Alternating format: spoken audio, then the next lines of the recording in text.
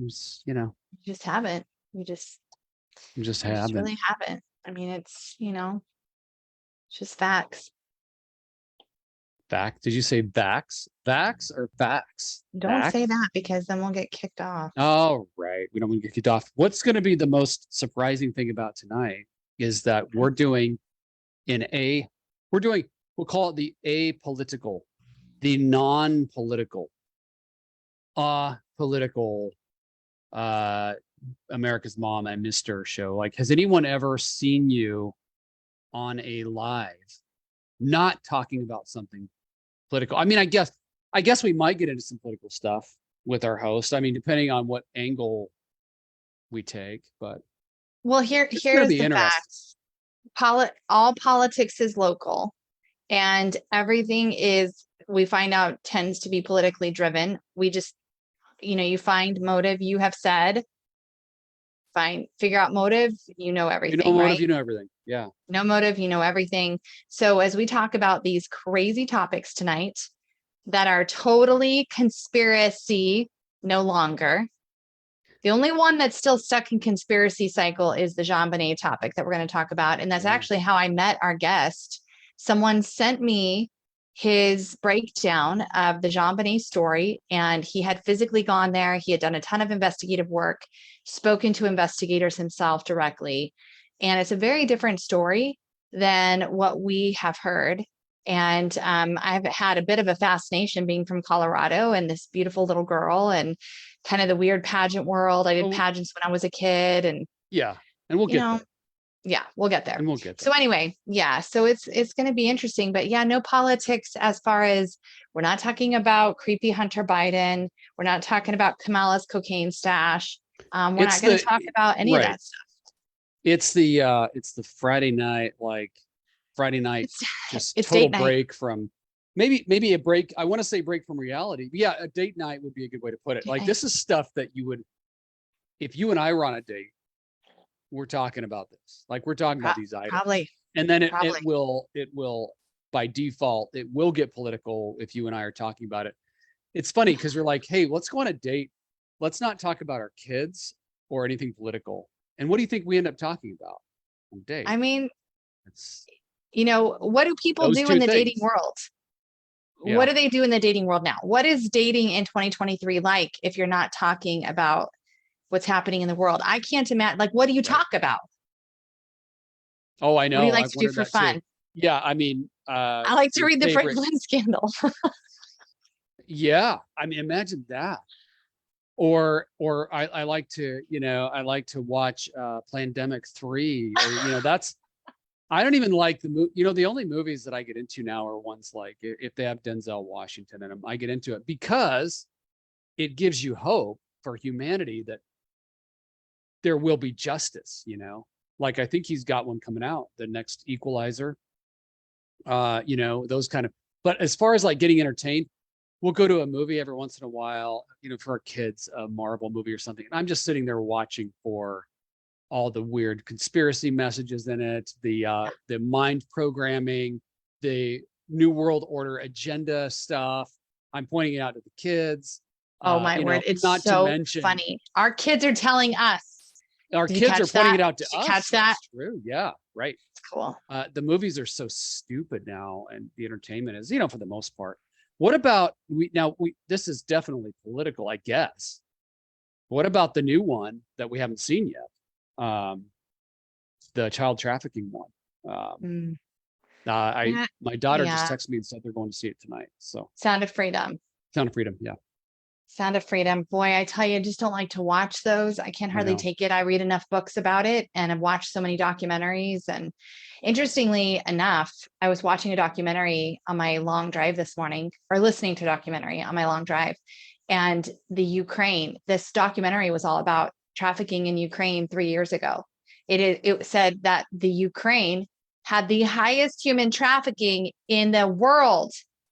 Their port that they were trafficking women and children through the port to Turkey through Ukraine. I mean, this was 3 years ago. That's interesting. Just as a little side note there, and the stories were horrific. So I don't like being entertained by real stories. It just really, oh my word. I know. Yeah, I know. That's partly why I haven't been.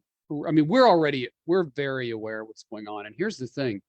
We're very aware of what's going on in our own country. Yeah. This is not the old myth was that this happened in Thailand and all these other places, and it does, but it happens here, and in many ways we're a hub for all that. So I don't want to go down that path. I really don't.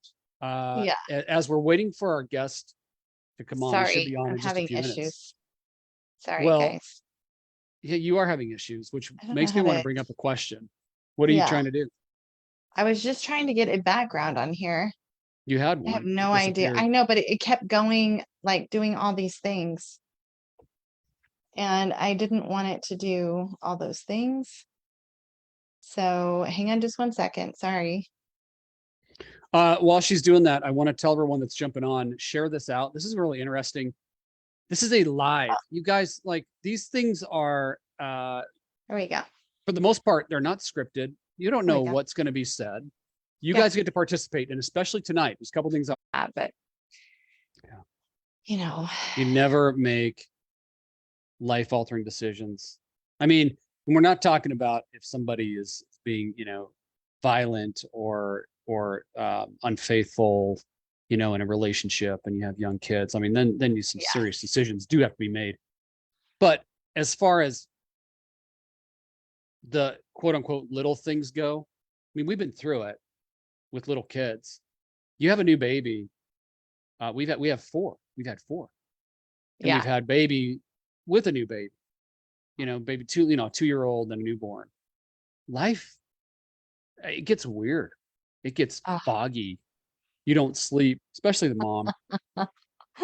You start acting What crazy. day is it even? You don't You know what know. day it is. You're trying to go to work. You're trying to pay the bills. You're trying to do life stuff. And you've got these new little human beings that are throwing your life off crazy. And people there's nothing that is more sad and tragic to me when I see young couples who have new kids Mhm. getting a divorce Mhm. over the fights and the arguments. I'm not talking about the really serious stuff where something definitely needs to happen, Right. but I'm talking Right. about just the everyday grind, because you're going to fight. You're going to argue. If you're not, that's weird. I think it's weird. I think it's Yeah, weird. I think it especially when you throw means, kids into the mix. yeah. I mean, because we all come with our different packages and our different beliefs, and we're trying to make this thing work. You got your two becoming one. You've got Yeah. different family traditions and practices that you're trying to bring together with two people into a whole new generation. And I think I'm always sad. Maybe sad's not the right word. I worry a little bit when I hear people say they don't fight, because I'm like, Yeah.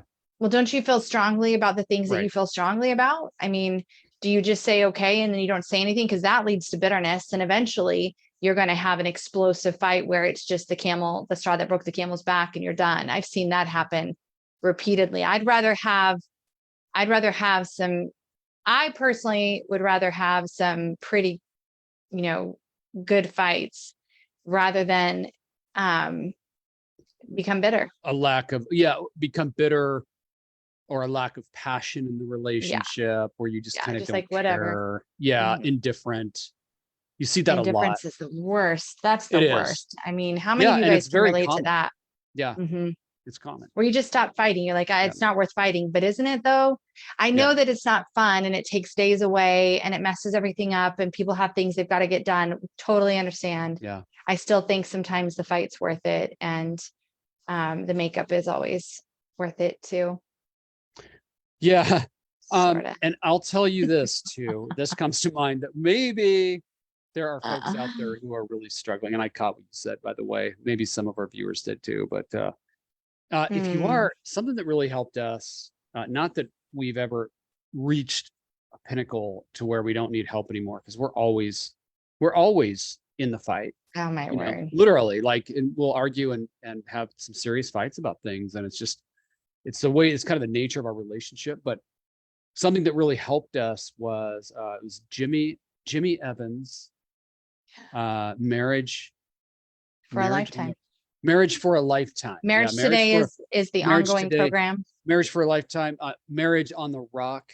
Mhm, Just type in Jimmy and Karen Evans marriage, mhm. Yeah, and it's totally worth it.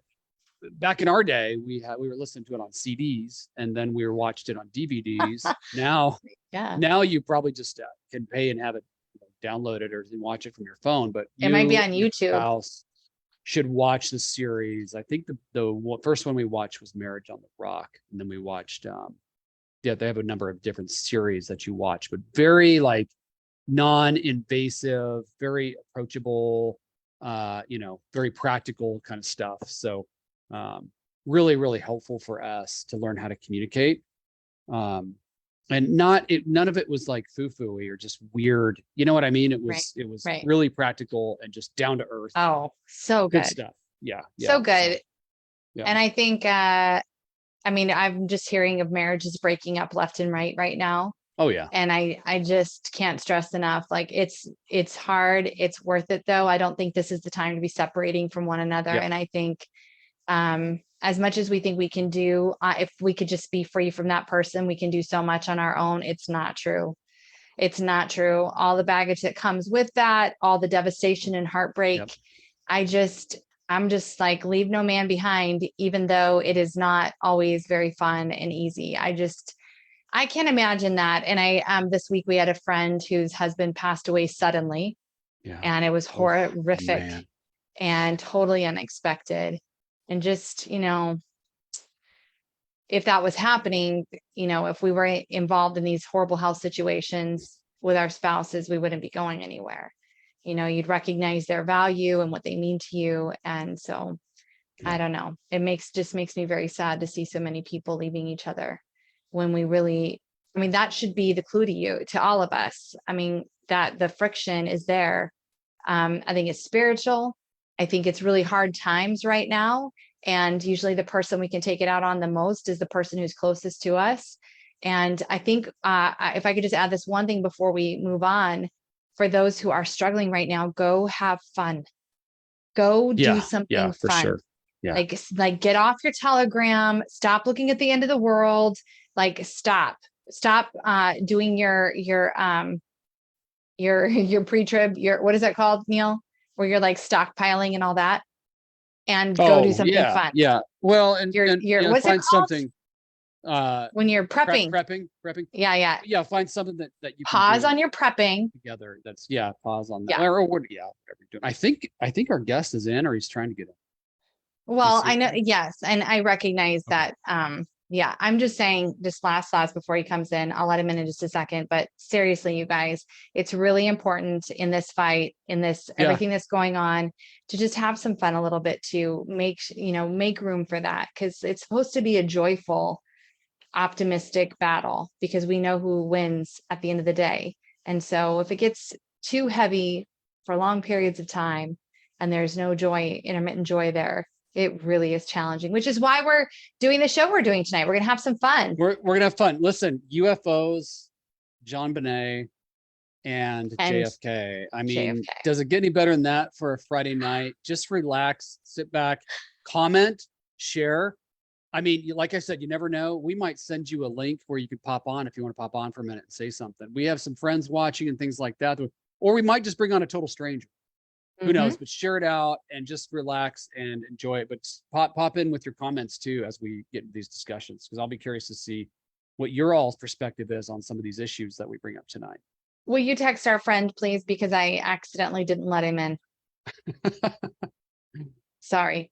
So this is exciting stuff. I wonder which one he's going to want to start on first, but there's been so much talk about this whole UFO thing. And we listen to a podcast when we have long drives called Blurry Creatures. Yes, we do. I think it's hilarious. It makes me laugh. And I think it's funny.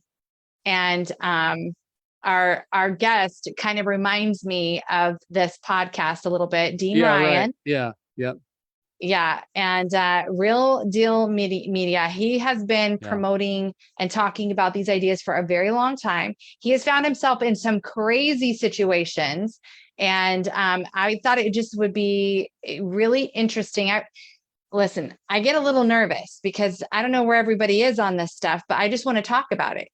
Let's just talk about it. Can we just have a dialogue? Can we? Can we just have, One we of our allowed? friends, I don't know if I should mention her name, but she ran for governor in Georgia. She had someone on to have a dialogue about the nature of the earth, Yeah. heliocentrism. Yeah. Have we been lied to about certain things about, the shape of the earth or whatever? And let's just say, can we just have the dialogue? People don't need to shut it down and go, oh, that's crazy conspiracy. Maybe it is, but can we just have the dialogue? But she came under all kinds of fire for that. Can I, you know what? I didn't tell you. I didn't tell you something. Yeah, tell me. Well, listen, I didn't tell you this the other day. It's Steve Kirsch. I got to interview Steve Kirsch this past week. It'll run next week. But one of the things he said was, he was talking about science and how largely certain things are settled.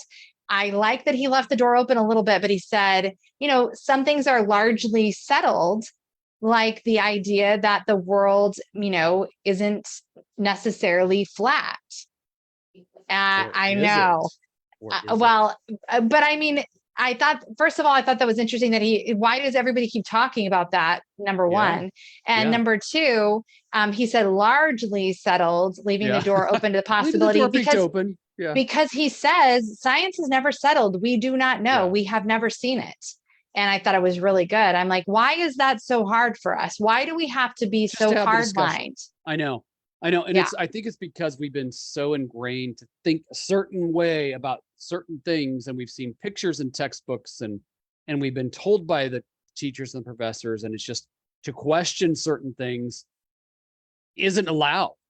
Yeah. Or you're just written off as some wacko. And well, listen, can we just have the discussion without even saying, I believe that this or that, I believe this or that conspiracy theory, if that's what you want to call it. I don't even have to believe it, but I'm willing to have the discussion. What was so stupid is that Candace Taylor has these experts on who are talking about their opinion and their perspective. And that is what Jimmy Kimmel talks about. That is what the late night shows picked up and tried to make fun of her about, which is just ridiculous. She wasn't stating her opinion one way or the other. She's just saying, can we talk about this? Because it keeps coming up. I literally am having an interview that has nothing to do with the shape of the earth. And even Steve Kirsch mentions it. And I'm like, that's a weird thing to even say in the context of the conversation we're having right now. And people are talking about it constantly. Yeah, it's everywhere. Is coming up a lot. Yeah. And I mean, I've even heard people questioning some of the so-called facts. I've heard people question, how do we really know that the sun is 93 million miles away? And there are people coming out saying it doesn't seem reasonable to me, that kind of stuff. I'm like, well, I'll entertain that dialogue. Let's just talk about it, because the only reason that I've believed things like that is because I've read them in a textbook. But we know that a lot of those things aren't necessarily true in textbooks. Well, imagine that. You think they've lied in textbooks? If they've lied about certain things, what makes us think they haven't lied about others? Oh my goodness. Somebody's here. Speaking of telling the truth, at least investigating things, Dean Ryan, thank you so much for being with us. Real Deal Media. Boy, we're gonna have quite the conversation tonight. It's already started. Yes, we are. Thanks for having me here. Sorry, hope I'm here on time. You are way on time. Sorry that I didn't let you in earlier. That was definitely me. We're alive and well. Our people are gathering. I'm so sorry. Well, hey, listen, I want you just to share a little bit with our audience tonight about what you've been up to for the last 20 years and why we're going to want to listen to these ideas tonight, because again, we're taking a break from politics, normal everyday politics tonight, to talk about some of the biggest stories that are going on across the country that are not getting the attention they deserve. They're weird. The things we're supposed to have already had settled, and it's clearly not settled anymore with the unveiling of classified documents now by the federal government. So tell us a little bit about you and your past, and what you've been about this last couple decades. Wow, gee, I feel like I should lay down for this one. Such a long. And by the way, I love your beachside property. I'm quite jealous. Very incredible stuff here. I'm trying to relax. We wish. Yeah, it's about 110 where I am right now. So Jeez. if this burns up, I'll come back again. But 20 years. Well, 20 years is a long time, but I've been all over the world. I think we spoke briefly not that long ago, and I've kind of been in the wrong places my whole life at the right time, if that makes sense. And not by choice, not by trade, but I guess by nature.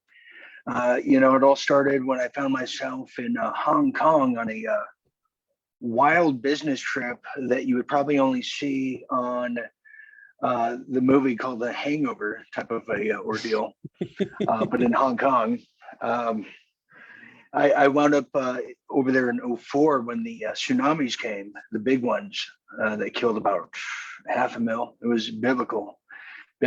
And I saw all the Indonesian refugees about this high just storm the hotel where I was.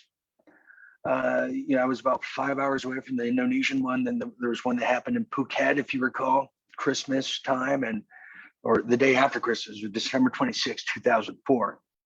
And it was crazy, I couldn't believe I was there. I was trying to prepare for a tsunami, how can you prepare for a tsunami? What training can you do? I didn't have a surfboard, I'm from Huntington Beach. So I didn't know what to do. So I just started, I was in the lobby with thousands of refugees, and we thought more was coming. But see, now we look back at that with 2023 eyes, or if you're watching further, maybe more, and we see they're using direct energy weapons coming out of the Antarctica region. And these earthquakes that are just, or tsunamis are just wild to our imagination back then, all kind of makes sense now why these things were happening, like in Turkey, all this time. And I could have easily been a victim of one, easily. Yeah. Many years ago. And so I was just, that was the first of a just cannonball run of just wild, rascally tales of my life. But fast forward to maybe what people might be familiar with me with is around 2016, going into 17. I was shooting a docu-series pilot for Netflix with Sean Stone and myself. And we were going to have Oliver Stone be the EP. It's called Drugs A to Z, where we were going to investigate literally, before everyone does it now, but every drug from ayahuasca to Zoloft and everything that's good, bad, or indifferent for you. For instance, once we got to why, we would have studied the yucca root, how it's a natural rooted medicine that stops aging, so stuff like that. And in doing so, I wound up finding myself in Colorado. Now, I've never been to Colorado before, but I went to visit a place called Gaia TV over there. They were interested in doing some kind of pilot shooting with me and what have you.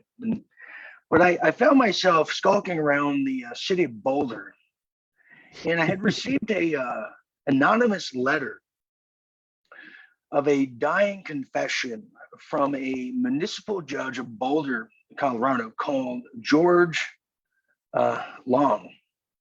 George Long. I have fact checked this just so our listeners know. I have fact checked what he is about to share with you, and I sent it to everyone. I was floored. And this is actually what led up to me reaching out to you. So sorry to interrupt you. Please go ahead. Oh, no, that's good. So I have to remember, a lot of this stuff we've been through so much living. It's so, I have to go in the back of my thoughts to find all these things again. And it was a very dark time. So anyways, so I'd received a confession, letters of confessions from municipal Judge Long, who had been stricken with cancer, which he then believed he was pricked, kind of like Jack Ruby was after shooting Oswald. And we hear about Eazy-E in the 90s, who was injected with it, and all these different people. So they have these things. You can make a case for former Venezuelan president Chavez and Argentina. So this is something that's not uncommon. But anyways, he had not been part of the club in that Boulder, Colorado district. And I didn't know any of this. I wasn't really, I knew who JonBenét Ramsey was, which we're getting to here, because this is what he had to talk about. It's not something I'm not a cold case, broadcaster person. And it's not something, I'm not a courtside reporter, but I had been given this and I looked in this. It was about 30 pages. I actually have it. I should have brought it right here. It's in the other room. But anyways, I look at it, it goes beyond the Ramsey case. It goes into what the Boulder State Troopers were and still are doing. Or I should say Colorado State Troopers, if part of my titles, which they were doing things that we saw in the film Minority Report way before we saw things in the Minority Report. Long knew. He knew that the district attorneys using satanic psychics, it's all dark arts. This is how they all advance each other. You don't advance unless you're part of the dark arts, and you wear the red and black robes, do all those just wicked things that we all heard about. He wasn't part of that, but he had saw. So what this did is he named what all the fallacies and all the other just fraudulent criminality happening in Boulder and in all the underground tunnels in Boulder police station, and how they're maneuvering money into these real estate pay-to-play payolas, you call them, to keep each other afloat. This is what they do. So it's not connected to you financially in your bank account, but it's in a fund. And right. And then he went into the Ramsey cold case, and he named a handful of names. And so my camera guy, who was really nervous, you can tell from the film, it was raining. I mean, you could have had a more perfect setting for a horror movie, because we went to the Ramsey house in 2017. And it looks like I believe he called it a satanic temple. And I agree. And I went there, and I was walking, and I was so nonchalant. Let me just read, let's just get it over with. And what follows is haunting to this day. But so we went in front of the house, and excuse me, and I saw a statue of a little boy who was like reaching for a soccer ball, it seemed, and it was cut in half. And there was like nobody there, and there was like an SUV that kept circling the neighborhood around me. So I'm like, all right, let's just get this over with. Let's do about 6 minutes of TV here. And I was doing it for a show at the time, and we uploaded that, and we probably got 500,000, and it's been taken down since. And so this was years 2017. later, 2017, Dean? Yeah. Okay. That little 6-minute clip has been taken down, but it reached a lot of people. Okay. And when I put it out there, I got a call from a private investigator who Facebook will not allow me to message this guy no matter what I do. I don't even have his phone number. And they've done this routinely to me, where I thought, oh, they blocked me. I'll show them. And they're like, what are you talking about? So anyways, this guy reached out to me. Him and his brother were on the scene within weeks, if not days. And they said, Dean, you have the missing piece that nobody could find. I mean, now what we're talking about seems to be common to talk about with a lot of cases, but particularly that one, when you come into the dark arts and everything. But at the time, if you think about it, just the average Joe, this was never being brought up about the Ramsey case. Right. And here, right? Am I correct on that? What wasn't being brought up? The satanic element? Yeah, to my knowledge. Yeah, no, you're the first one. I mean, I've listened to it quite a bit about it, and you're the first. It's the first time I've heard about it. You talking? Yeah, right. It was quite eye-dropping, jaw-dropping, and so we shot the piece. Now, what happened after that is what's chilling. It's hard to relive this again and again, but it's important. What happened after that is my phone would turn off and on. And it would feel like we had somebody following us, and it was weird. And I said to my camera guy, so we got to get no pun intended, but we got to get the hell out of here. Yeah. I want to go And- back. Hang on just a minute before we move forward here, because I want to be really clear with our audience, everyone who's watching right now. I want to go back to what Judge Long said first about the pay to play scheme. And I want to remind everybody of what was exposed in Arizona. And since then, we've worked with an investigator that's working in Tennessee, Arizona, all across the country. This was confirmed in 2023, what Judge Long said in the letter that you received in 2016? 2017, where he names the names of the perpetrators, one of them being Robert Shapiro from the OJ trial, one of the lawyers who was the Yeah. district attorney in Boulder. I didn't even know at the time. To me, Robert Shapiro is a common lawyer name. If I had, if I was doing a show, that'd be one of the characters. Yep. I wasn't putting it together. So it was Robert Shapiro. It was a prominent district attorney guy, all connected to Lockheed Martin. That's where John Ramsey worked. He was connected. There's a Bush connection there. You have the intelligence agencies all based in Colorado. You have Boulder now. So Judge Long not only named the perpetrators, who he said usually there was 5 abusers of this girl. Routinely, there were 7 that night. She got startled. They hit her over the head, accidentally killed her. Made it. The police chief was involved. I think it was the district attorney, whoever was investigating the case at the time. It slips my mind. He purposely fumbled it. He got paid off with the real estate. He now lives in New Mexico. There's still people today at large. Yeah, they tainted all the evidence purposely. They did all that. But the issue at hand that, again, validated what the judge was saying, in my opinion, was he was exposing the mortgage money laundering scheme, where they are using fake deeds to funnel all of this cash to whoever it is, massive amounts of money. Massive. It's been proven. We've seen the deeds. And again, there are investigations happening right now. This is happening right now across this country on these mortgage deed schemes. This is how they've been moving money for years for the purchase of children. This is a huge point that was not really confirmed until 2023. And even though I wasn't happy with the way it was done to hindsight's 2020 all the time, but what happened in Arizona with the representative there just this past session, exposing the transfer of billions of dollars through these fake mortgage deeds, is what Judge Long was talking about was happening in Colorado to the law enforcement, to other judges. This is how they were hiding the money. This is how they have been, in Colorado, we know we can't get any justice. We just didn't know why.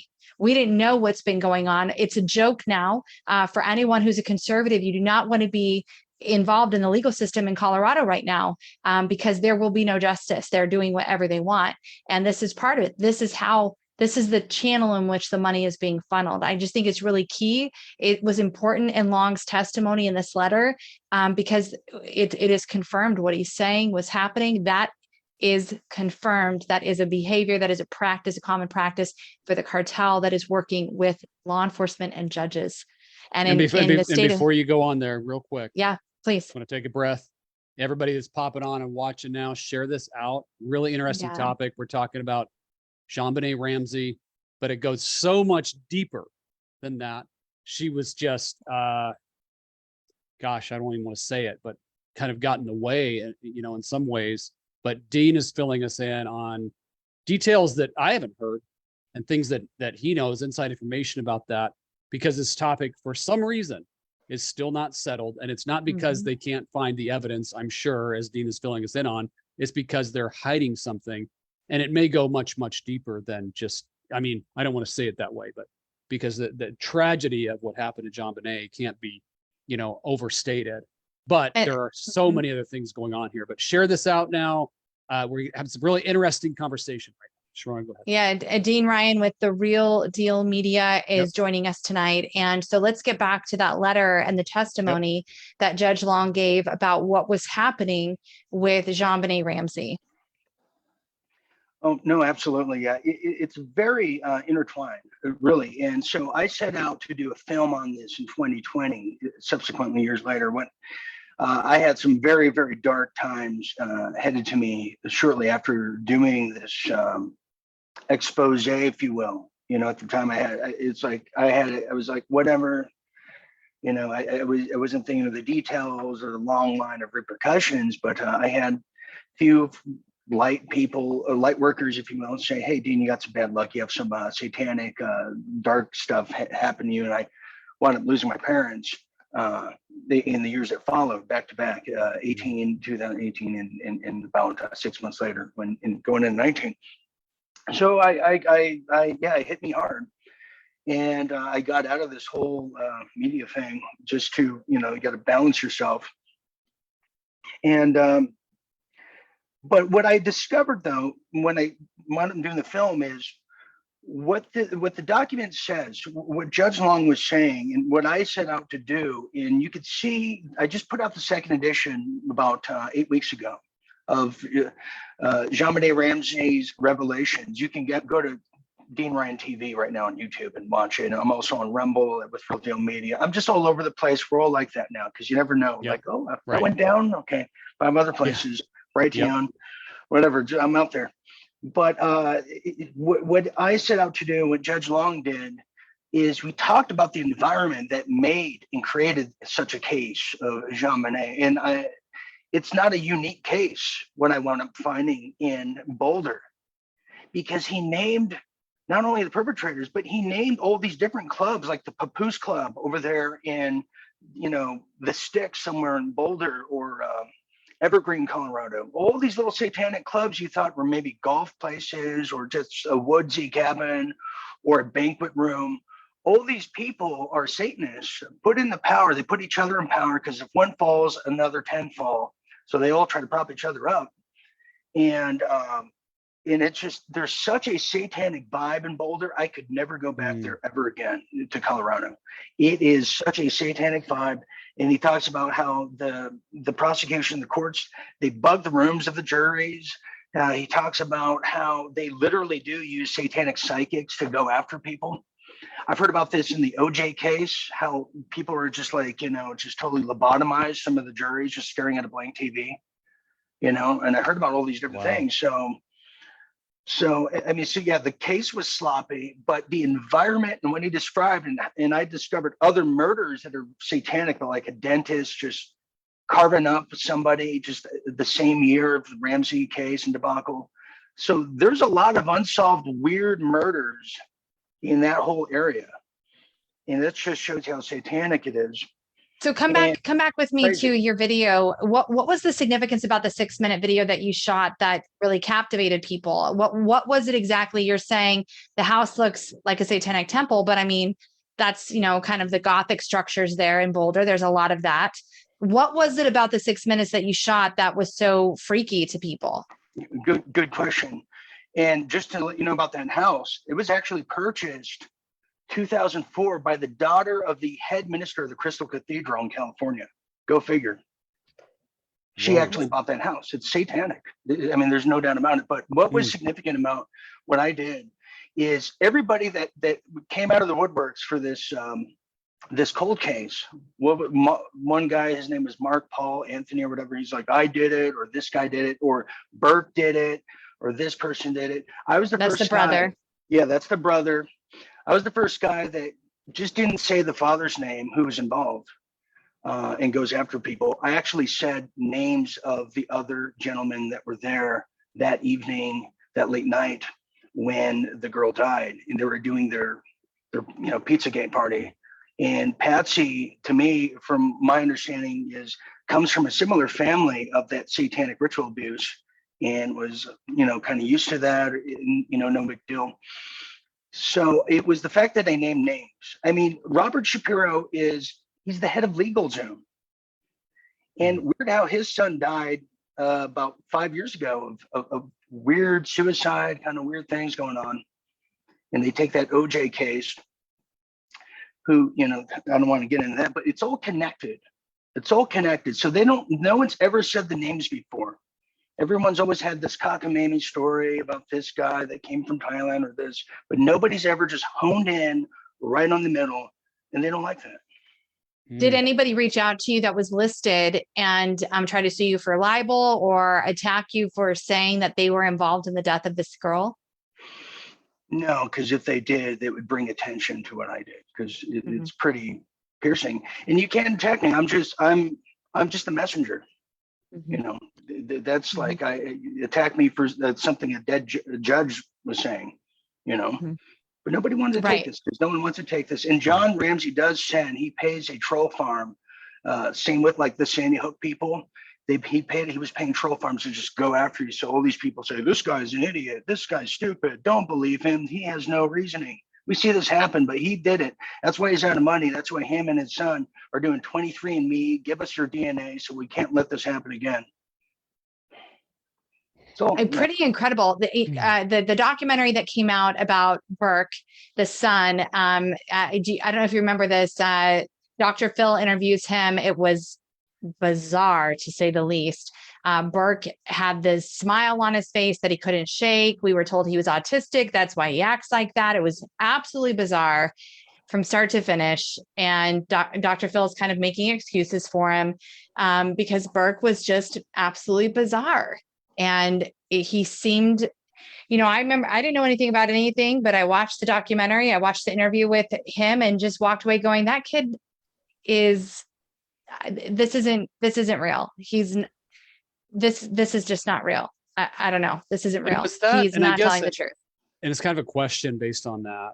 Dean, do you think most of what the media was portraying was a distraction? Were the media in on this too, so to speak, at some level to distract people? Because people say it was the brother, it was the dad, or it was some stranger that came. You're unveiling a huge conspiracy that this was much larger. So were the media involved in making all these distractions and creating a public spectacle out of this? So, people were watching it like they watch OJ, but they're also surmising, oh, I'm sure it was the brother or the dad. And well, because what you're saying, I don't think that was part of the conversation, was it? So were the media involved in this, do you think? Well, when we look at the history of district attorneys, they always have a cush relationship with the media. It goes all the way back to the Charles Manson story. You had the district attorney of California literally cook up and concoct a family story of the cult leader that he totally ripped off from a book, like the Titanic story, put it on Charles Manson, who was nothing but a pimp and a drug dealer. That's why they wanted to shut him up, because he had all the blackmail. He had like Angela Lansbury's kids hanging out with him, the Beach Boys, et cetera, et cetera. True. But that was just like you can go verify that. Right. It's crazy. But we should get into that. Insane. But the district attorney mirrored like the Helter Skelter stuff on the Charles Manson, because he was friends with the Beach Boys manager and they hated the Beatles at the time. There was a rivalry. We see the same thing here. District attorney was Robert Shapiro. So of course they feed to the PR firms called media out there what to push. Right. Yeah. That's all it is. Yeah. District attorneys are evil. A lot of them. It's the most powerful position in the state is district attorney. It's like it's literally like the bishop on a chess game. You could it could get you when you least expect it, like a rook. Yeah. Well, I'm curious from the letter and from your experience in investigating this. Do you think that they meant to kill JonBenét, or was that an accidental? Did that happen? Okay. It was an accident, but she had a history of UTIs. That's usually a tall tale sign. Yeah. You had the older daughter of John Ramsey, who just died mysteriously, and there was echoes of similar abuse back then. You have the rumors that he was dating Natalie Holloway's mother. I never got into that one, but what's his name? That's crazy. Vandersloot, or whatever his name is, he got extradited back to the U.S. recently. Yeah. The suspect in the Natalie Holloway case. Yeah. Very little coverage. How are these two connected? That is so strange, isn't it? It's the Holloway case and the JonBenét case, that now there's this connection. There's so many connections. Like you look at O.J. Simpson's mother, she was apparently in Ghana during the Jonestown massacre. The Ghana thing. You look at all these anomalies. A lot of these are faked and cooked up stories. You look at the Turpin 13. The guy who looked like he was a guitar player from the Byrds and had the 13 kids in the basement that they were hiding. Yes. Totally fake story. Totally fake. But hang on. We saw the kids though. I mean, they've brought the kids out. They're very odd. There's different set of kids. The only pictures they show, they're at Disneyland, and we caught a green screen. We saw two arms on one girl. Oh boy. It's all fake. It's all Oh, I'm fake. gonna boy. have to go Here's back. why. Okay, He's I'm gonna have dropping to go another back and see bomb. this. Okay. Here's why. Here's why it's a fake story. He worked for Lockheed Martin. He was $250,000 in debt. He had all these kids. You never see the kids, like you never see what the basement looked like. You see this dramatization of what it could have looked like a painter in a courthouse. But they're always at Disneyland. Then they got married again with Elvis in Las Vegas. It was such a cooked up stage. But the reason that story went live is because they were in California in 2015. California was trying to prevent homeschooling for what was coming. It was connected to SB 277, the first big miracle jab push. Wow. Well, I mean, it definitely, they broadcasted loudly that this was a homeschool family. There was no Exactly. accountability. Nobody was Exactly. checking on them. Mhm. State didn't know. If only they'd been in public school, this wouldn't have happened. I do Exactly. remember that. That's Big that. story. Okay. I'm going to go back and look at those pictures. I'm gonna look for the double arm. I can send you the. Yeah. I'll send you the screenshots. I have it all. Yeah. I have it all. I kind of have a segue here, I think, because we have other things to talk about, but I want to tell people again, Real Deal Media here.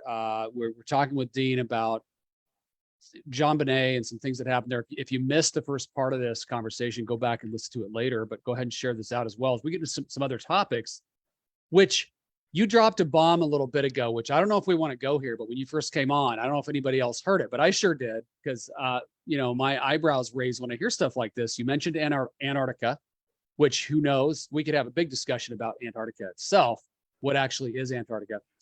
But you also mentioned energy weapons, I believe you did. And Oh yeah. what's interesting is some of these things that were conspiracy a year ago or 2 years ago, conspiracy theories, they're open now, openly talking about it. You see it on mainstream news articles about weather manipulation, we'll say, and things like that. And as we see, I mean, we're from Colorado, we see fire after fire after fire. People are starting to question where are these fires coming from, things like that. But it also brings up, and the segue is what is all of a sudden in the media now, all over, and everybody's talking about it, is UFOs, a potential alien visit or invasion. That's all come up again, which I think all this stuff is related. And if you haven't looked it up, most people probably have by now, I would assume, but a lot of folks know about what's called Project Bluebeam. You might take a look at that and research it if you haven't yet. But that's kind of my segue, Dean. What do you think about some of these so-called what people used to think? If you talked about UFOs, you were kind of weird, crazy. If you talked about chemtrails, you were weird and crazy. If you talked about weather manipulation, you were weird and crazy. But now all of a sudden it's becoming, it seems like, a real topic.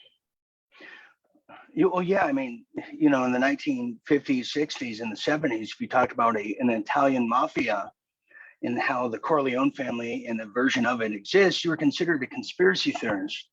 And, this is old hat, because I think if this was 2019, I told you guys a few months from now, we're going to have germ warfare and be locked in our house, I'd be a conspiracy theory.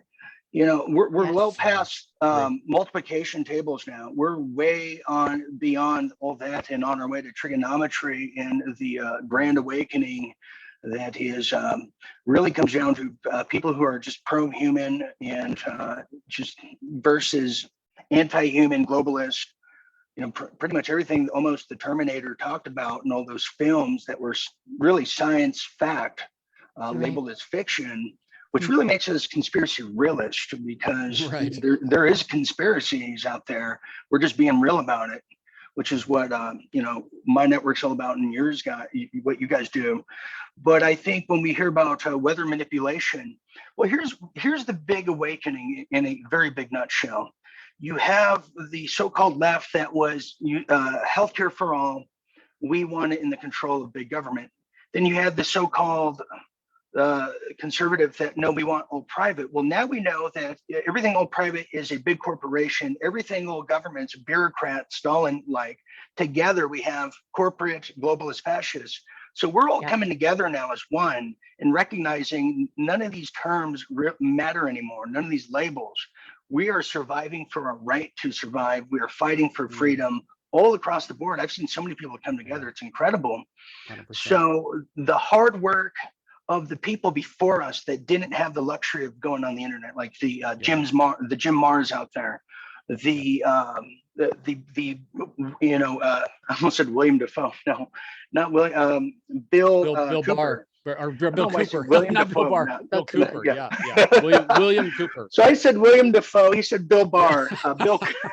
No, Together not we Bill figured Barr. it out. Yeah, not There's Bill a whole Barr. nother Yeah, that's- conspiracy with Bill Barr's father and his book, which is just absolutely crazy. Oh, I don't know what happened to Neil. We just lost him. Neil changed. Oh, hang on. We'll see if he jumps back in here. We'll give him just a second. You know what?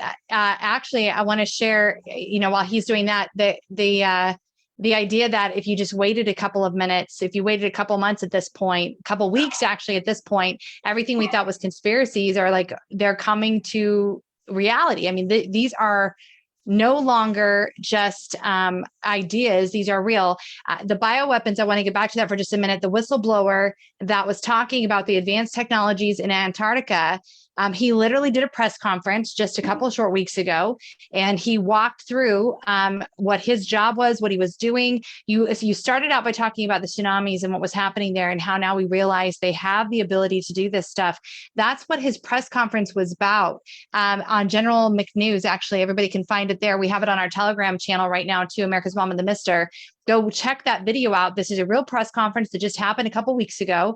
And he's saying, this is what they've been hiding in Antarctica. This is what they've been doing. And it's real. It's not, this is not fake. These are real things that we're finally getting to, we have our hands on. Is why, do you feel so vindicated?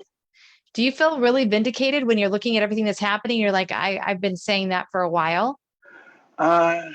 I did, but I'm very immune to it now because it's happening so fast and it's accelerating. It's how do you not see that the sky is blue at this point? It's just overwhelmingly.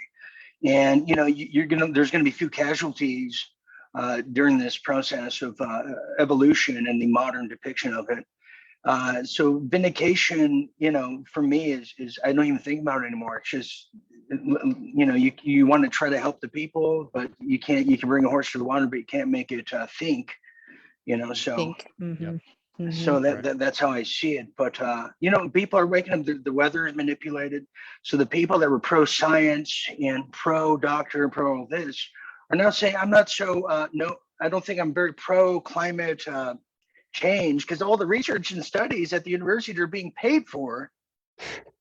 They don't want to talk about cloud seeding or geoengineering, how it's been a weather war and a weapon of it since the mid-1970s. Yeah.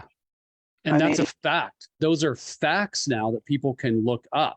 It's not it is a conspiracy. It's a conspiracy to cause climate change, but it's not a conspiracy theory. It's like you said, we're conspiracy realists now. It's a fact. People just have to open their minds and look at it. Well, it's a fact. It's a fact. Yeah. I mean, transgender is transhumanist. There's no such thing as transgender. Right. It's a concoction of big pharma.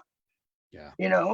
Big pharma could, when December rolls around, they could say we have trans Santa Claus. It's a real thing now. I mean, this is all a concoction by big pharma that was created 1990. I had James Martinez on. Well, he's on my network routinely. He talked about, he heard all the trans stuff in 1990, how they were going to do this. They think of these new diseases where it's ADHD one summer, next, they'll make money off it. They're like, okay, what are we going to create this variant or new, lakey or shaky leg syndrome, which they have now. It's a real thing. They have medicines for it. So it's a big, big money maker. When you take on the mafia, even if you're RFK Jr., they own everything.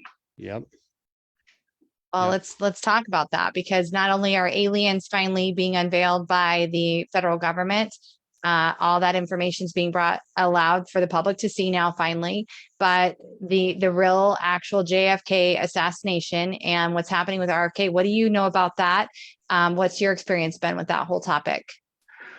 Well, I met RFK Jr. About a year and a half ago. It was a brief encounter, and I saw him speak in Huntington Beach, in Orange County, the true resistance of California.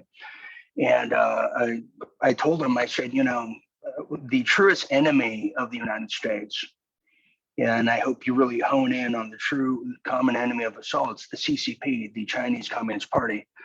And I'm well aware of the push to war with China, but what a lot of people don't understand is there's two Chinas. There's two Chinas. There's the CCP, then there's the People's Liberation, the people.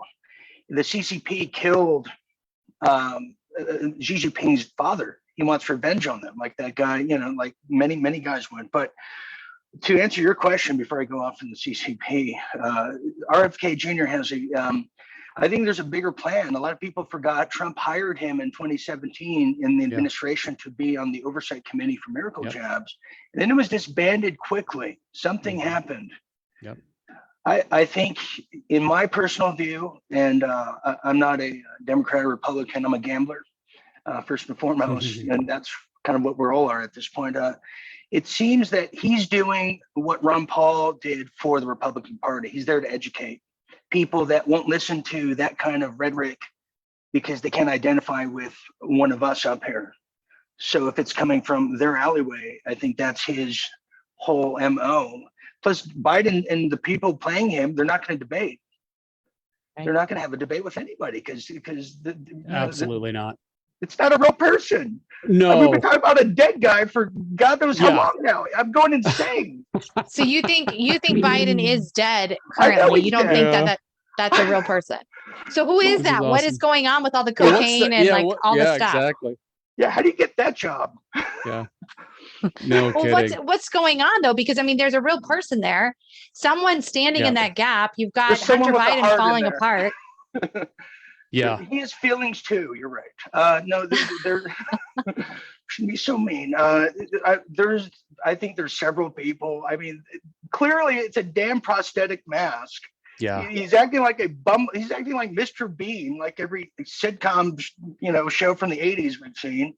It's the dumbest thing. We've been talking about Bunter Heiden's computer for 5 years. I'm so sick of that stupid story. Yeah. What are we going to find? I mean, they don't tell you what's really on there. All the documents from CERN that I shared with people, how it's talking about, time traveling and different portals and what have you, which you can get into what geoengineering is really about. Just covers up all the different maps and stuff. But we're not going to see a debate, and they're going to try to throw everything at Trump. And that seems staged too. It just seems like this whole thing's planned out. What I think the end game is going to be is this is the dismemberment of America as we know it, the corporation. Yeah. I think I've heard Abbott, the governor of Texas, already made deals with Mexican officials and cartels to be their own separate entity of a country. You have Hawaii making that push too, but they're so embedded with welfare. They have no army, so they might have to make a joint treaty with Texas. And I think if Trump does come back, he'll be for the limited states. And then I think we're going to have a fight with the CCP, who owns Canada, California, New York, and the West and East Coast. Well, that's really interesting that you bring that up. And a couple things, and somebody actually mentioned in the comments that you talked about there being two Chinas, and that makes sense. And also you mentioned the corporate United States. There are two United States of America. The way I frame it is there's the incorporated USA and there's we the people. And those two are at odds with each other. And those two are at war right now. And we're kind of seeing if enough of we the people wake up to what's going on, which really, think what you want about Trump. Trump represented, at least, his figurism was that of we the people. That's what he represented. Now, is there a good Trump and a bad Trump? I believe so. Is Trump perfect? No, whatever the person Trump is. But as far as his figurative representation, he represented we the people, and that's what started this kind of war that we're seeing now. We've always been in a war. We just haven't known it. And now we're waking up to it. We're like, we're not even at war with China, even though we are. You make the point. We're at war with ourselves in a sense, because this is a bipolar. There's really two nations in one. There's the incorporated United States, which is teamed with, and that what represents that, the WEF, the WHO, the CIA, all these three-letter agencies are what represent the corporation.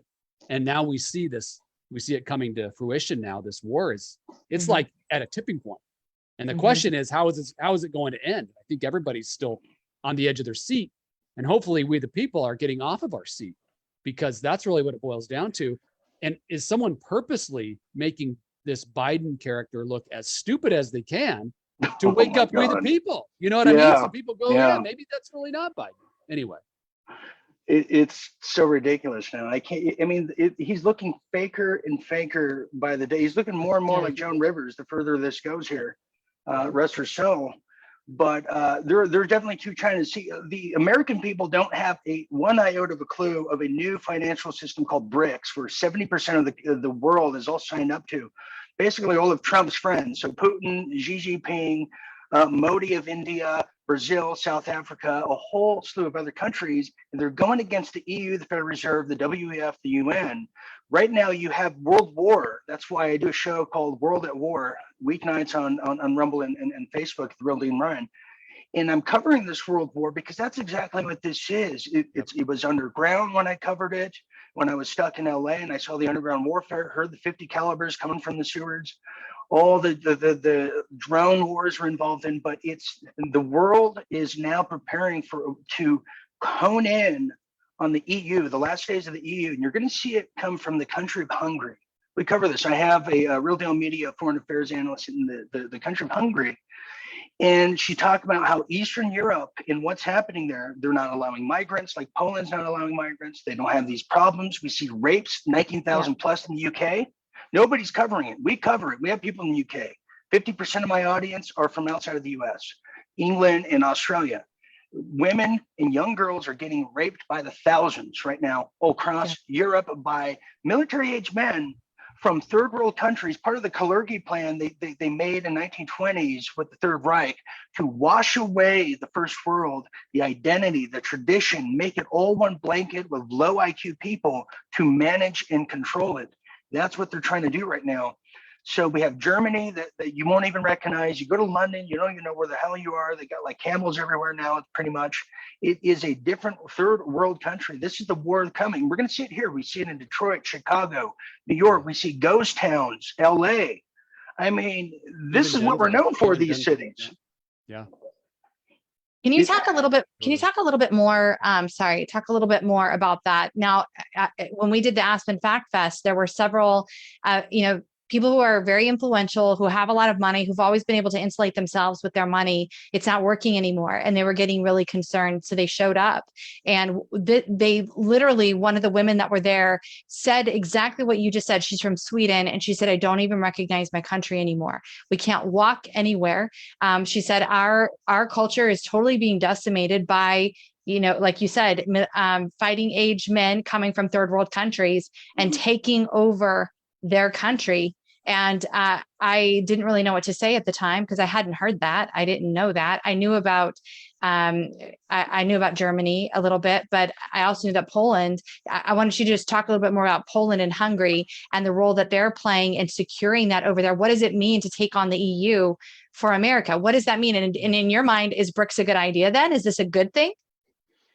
Okay, well, to start with Hungary, and we cover a lot of geopolitics all the time. I think it's so important, and it's so important for the women out there to understand geopolitics, because for so long women were only invested in the health aspect of freedom.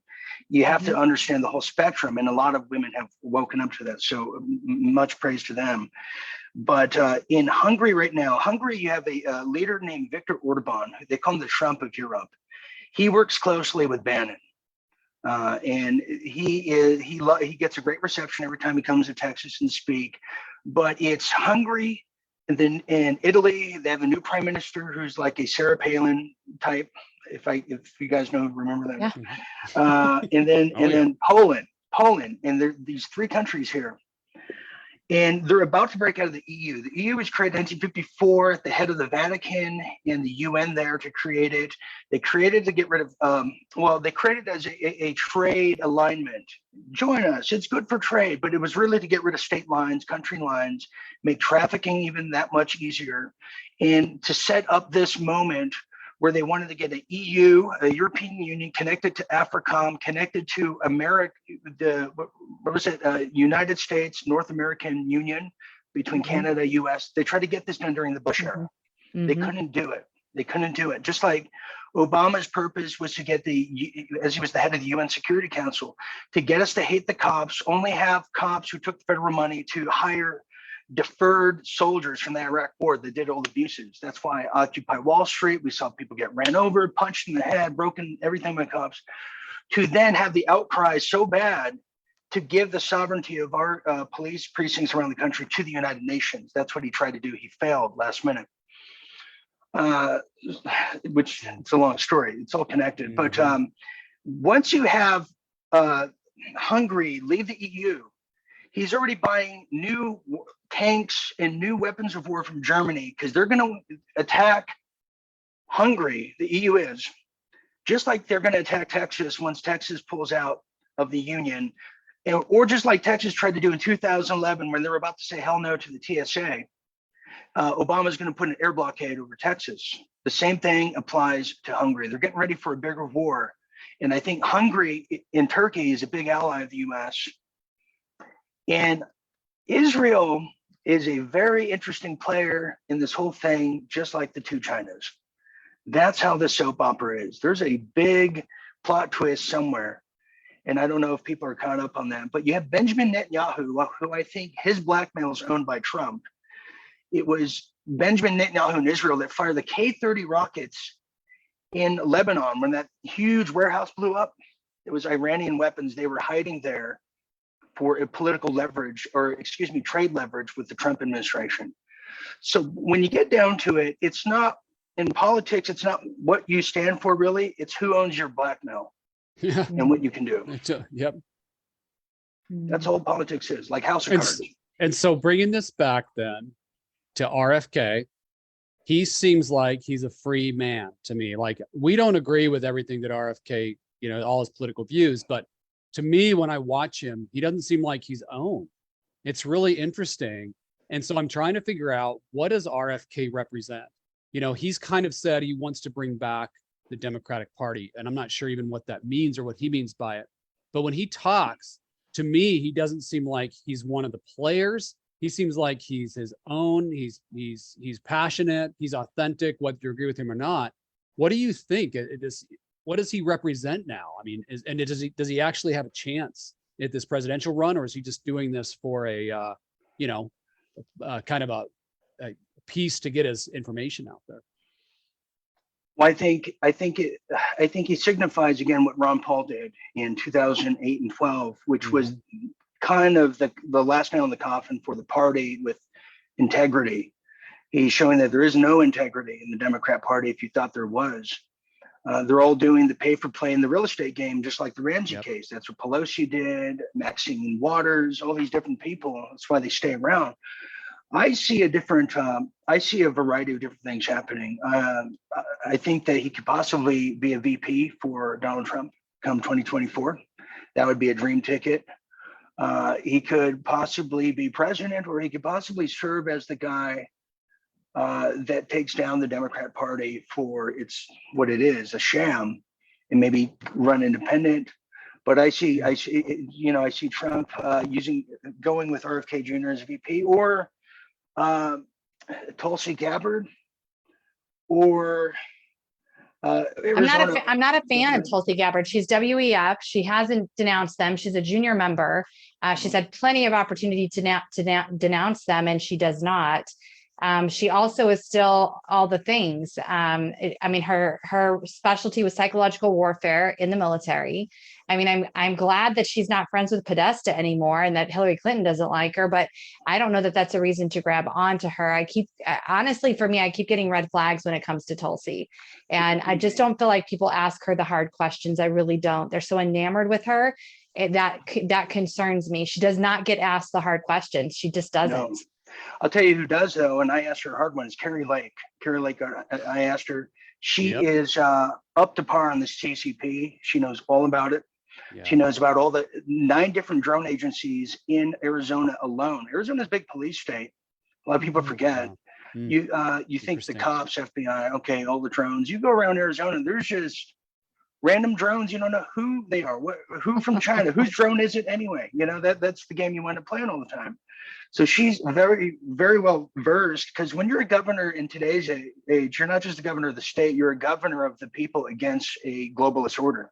Right. So they'll try to kill you every which way. They try to give her anthrax. So I think she's a possibility. And dare I say, Tucker Carlson, that's my wild card. Oh, interesting. You heard it I here mean- first. You heard it here first. I Okay. hadn't thought about that yet. Everybody take note, take note.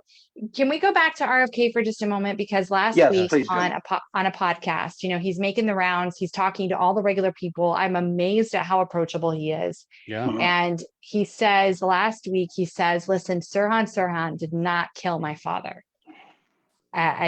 Somebody standing behind him. He says that his dad reached behind him, grabbed the tie of the man behind him who shot him point blank 4 times in the back of the head. He said that was not Sirhan, that was someone else. And obviously, I think we all believe it was a 3-letter agency guy, and who was finishing up the work. And This is what do Bobby. you This make is of for that? Bobby we're talking about. Bobby Kennedy. Yeah. This is his dad, who, you know, obviously was running for president too, but well after JFK was assassinated. But I mean, he's already said publicly, and according to the documents that have been unveiled by Donald Trump, right? He declassified those documents largely. So we know that it was the CIA now that killed John F. Kennedy. It was not the one that they tried to frame. I've had Jack Roth on, and his amazing book about the Kennedy assassination, where we really talked about that. I'm sorry, his name's leaving me right now. Who was it that they accused of killing Kennedy? What's his name? Oswald. Thank you, Oswald. That Oswald worked for the CIA, and he Well- ended up being the patsy for them, and he never even killed John F. Kennedy. Yeah, he was set up. I actually was involved in a film group with Ed Asner shortly before his passing, and they wanted to do the first of a kind biopic on Lee Harvey Oswald. And they had it all done. They're all ready to go. There was 2 different Oswalds. He was used in these war games with Russia. He was told to go to this theater, whatever. And they tried to get the tax returns in a FOIA request, but they wouldn't hand it over. They blacked it all out. He was on the CIA payroll, absolutely. You look at LBJ, who's one of the dirtiest presidents of all time. He had his own hitman. Go read Roger Stone's book, LBJ Did It, the case against, for Kennedy. Incredible book. I had Roger on Coast to Coast AM about 10 years ago, and a day later, he was New York Times bestseller, because people have not healed. This country is not healed from the JFK assassination of '63. We've never healed. And what we found out is that LBJ, you look at from the time he took office, LBJ as VP to when he left, '68. How many people died and were assassinated in that time? So you had Malcolm X, JFK, you have RFK, you have Martin Luther King, and where is Jesse Jackson this whole time? Where's Jesse Jackson this whole time? That's a good And point. what were they scared about with RFK? Were they scared that he was going to have a VP called Martin Luther King Jr.? Could that have been the case? Could that have been in case? No one's asking RFK Jr. this, but I would. And then I had someone who was close to the King family, to Loretta, I believe that's the widow, and she told this very, very articulate story about Jesse Jackson, who just kept hanging around these groups like the communists, and then the FBI, or FBI posing as communists, always trying to frame you up. That's how they try to get John Lennon out of the US. They just had FBI informants posing as communists, saying, see, we're commies, arrest him, deport him. That's a whole nother story, and who Yoko Ono truly is. That's another whole thing. But you look into this, and she talks about how Jesse Jackson came running over and put the blood of Martin Luther King on his shirt to make it seem like he was there. Jesse Jackson, Mr. FBI informant, like Al Sharpton. But so RFK Jr. was going to continue to do the objective and the task of putting these perpetrators, not just exposing them, but putting the ones who are still alive away. That's what JFK Jr. was supposed to do, or is, depending, all these myths, legends out there. But I think there's a bigger plan for RFK Jr., and I think he is working with others, we'll just say. I have to ask you, you brought it up. You think John F. Kennedy Jr. is still alive? You know what? There's some people that made the case for it, and it's very compelling. It's very compelling. He was running for a Senate seat, and Hillary didn't want that. They shot a rocket at him. Some weird stuff happened. Maybe they knew that. A lot of people forget in 2020, when the lockdown happened, Trump declassified the JFK Jr. files from the FBI. I read those. Wow. 1995, you had Clinton and the Biden people hiring 2 hitmen from, I believe, South America, who were set to kidnap him, kill him, or hold him ransom. They stopped it. He started using bodyguards in the mid-90s because they didn't want him doing that magazine. And then it talks about how Biden was trying to murder him the whole time because they knew he was going to avenge his father and his uncle's death. There's a good chance, a lot of people fake their death. We know a lot of people in the witness protection program. A lot of these people live in Connecticut, which is a weird, kooky state. If you don't know anything about it, it's just weird. It's a weird place. Colorado is different. That's just very dark. But there's a lot of these clandestines that exist. And, it goes into the underground tunnels and the underground warfare. And a lot with the transferring of the monorail systems, how all the underground tunnels in America are all aligned to the star charts. That's kind of weird. They use a lot of astrology to plan these things. So RFK Jr., he knows the basics for television, but I think he truly knows, like Trump knows, of the inner web and the intertwined deep state at hand that's global, that goes beyond our borders. And, I don't know if you saw it, Dean, but usually when Trump speaks and people think he misspeaks, usually he doesn't misspeak. And he did that. It was within the last 2 weeks. He was in an interview. I don't remember who was interviewing him. Bret Baier. But Bret Baier was Bret Baier. interviewing You're him. right. And Trump said he called RFK. He called him JFK. Yes, he did. And I caught it. And it was just real quick. Bret Baier didn't correct him, but he just kept going. He did and correct him. He tried to correct him. Oh, no. And Yeah, Trump he would not tried be very corrected. And Trump just kind of spoke over him as he tried to correct him. But and who knows what these things mean. But I always think about not the person themselves necessarily, but what they represent, and what RFK Jr. coming back on the scene with this force, especially with the whole jab issue, which I don't want to mention it because I know Facebook is already going to try to limit what we're doing here, but he's coming back in force. And so he's representing something, a movement, a light, something that's happening, much like, his uncle before he was assassinated, if that's actually what happened at that time. Beforehand, he was spilling the beans. He was talking about New World Order, and he was talking about these clandestine operations in the American government, and they took him out. But he was representing a light coming on, and then you have this force of darkness coming and trying to shut it down. And I respect someone like RFK Jr. and I respect Trump as far as I can see, and as far as I can tell, they're literally putting their life on the line, because we've seen when this happens, the history of what happened.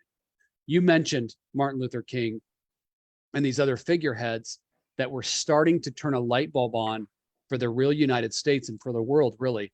And then all of a sudden, darkness just comes in full force. And I almost feel like we're on the brink of that happening here very soon. Sure.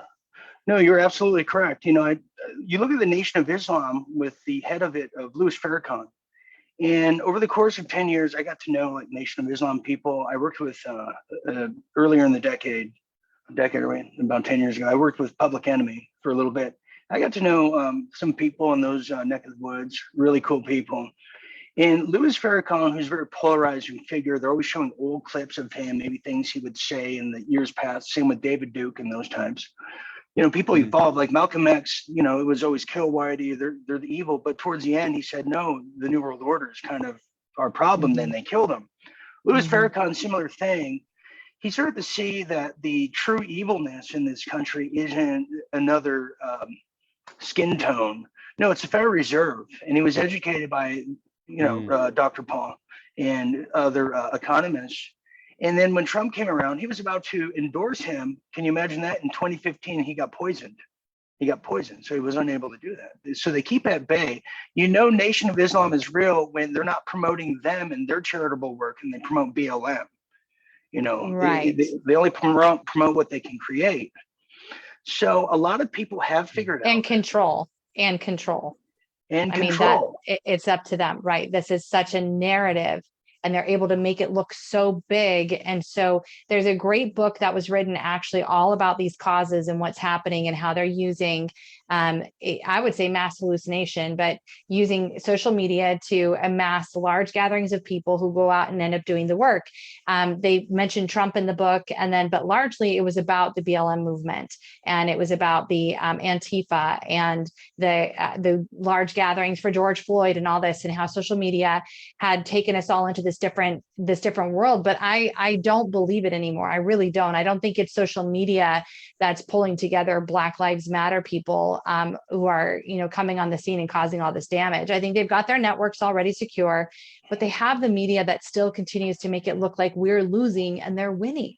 And that's what, I mean, that's what we're constantly fighting against. And you know, with the recent judges ruling on the 4th of July, that it's finally completely clear that the federal government was colluding with the 3-letter agencies and big tech, you know, to shut down all of us, to make it seem like the only message that was true was the one that was breaking through of Black Lives Matter and pro shots and gold standard elections and all of that. So what is a people to do? You know, what, in your opinion, like, you've been at this for a long time and you're being proven right on all the things that you've talked about.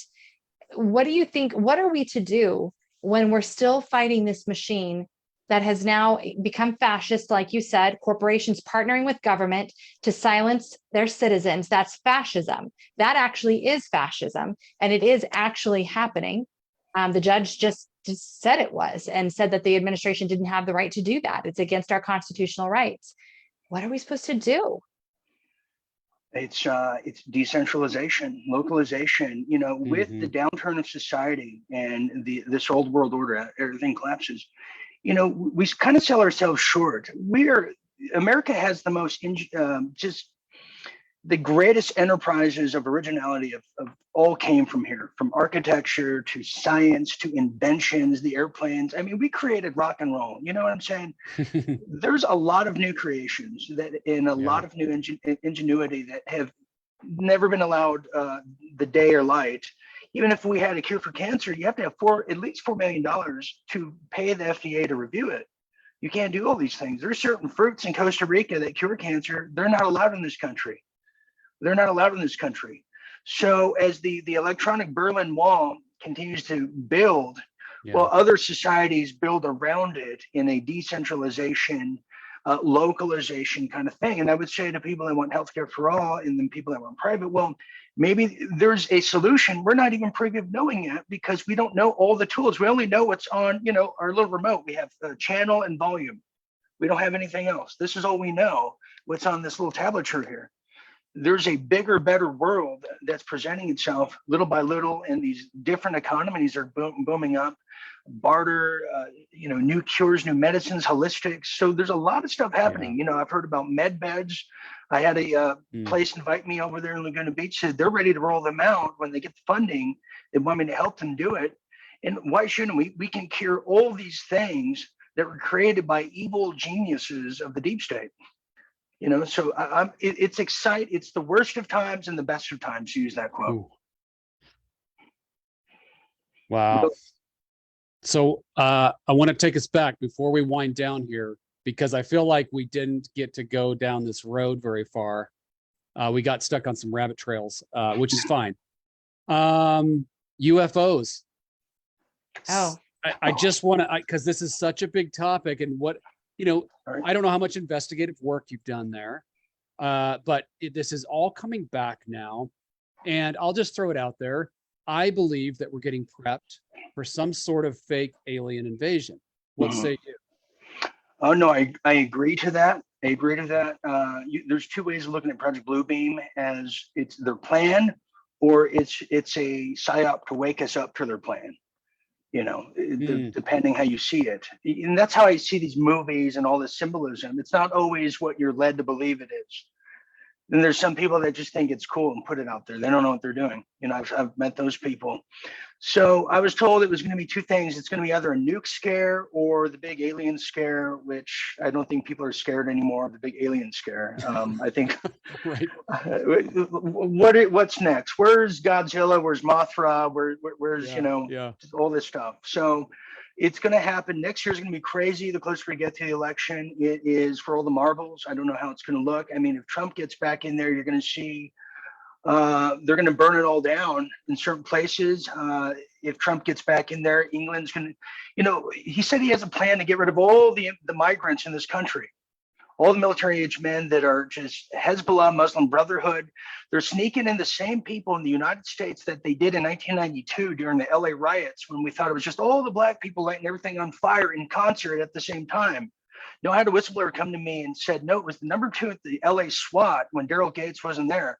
They were allowing Muslim Brotherhood, who were a creation of MI5, MI6 deep state over there in the UK, in Cairo, Egypt, 1932. They're bringing them here because they know how to tactfully light all the fires in time, in unison, just like we're seeing in France right now. And we saw it in 2020, and we're going to see it in England, because I'll tell you, the UK has a bigger problem on their hands because they're so on top of each other. They have third world within third world there. UK to me is gone. Australia could be saved, but a lot of people are going to die. It's those who are awakened, those who watch shows like yours and mine, that can survive this, can move, roll with the punches, as they say. We're going to be the ones to tell this story. We just have to be smart enough to survive it all and do true tradition and never let this happen again, and pass these stories on and on and on to never let it happen again. No, that's good, because it seems like I just feel like we're on the brink of something happening. And it's not a natural disaster or something. It's something planned and calculated. Mhm. Maybe it has to do with nuclear bomb going off. Maybe it has to do with some sort of fake alien thing. Who knows what? But it seems like, Dean, that they've been pushing us toward this because they need something to not only distract but unite the world together to really put the icing on the cake with their plan, to really, solidify what they're doing.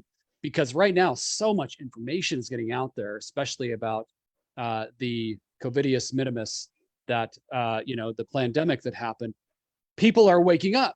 So it's like we're on the brink, something happening. They want to unite us, but if enough of us wake up, it's a fake unity like COVID was, which I said the word, I didn't mean to, but it's the fake unity where people come around and they say, we're doing this for the greater good. We're helping our neighbor. It's not for you, it's for them. Something again has to happen to where we all say, the sheep come together. They want the sheep to come together and say, They do. yeah, let's all just gather together, and this new world ruler or entity will fix it all. Yeah, something big is about to occur. We've kind of pinned it together that another fake story out there. I'm sorry to say it, Sharon. I'm ruining everyone's dreams here, but the Titan story about the water heater from a swap meet garage that somebody put together and said it's a submarine that went in to go look at the old Titanic. Well, we knew it was something more than that. Think about it. If all of us, 3 of us here, were going on a big submarine that they control with a Nintendo 64 controller, right?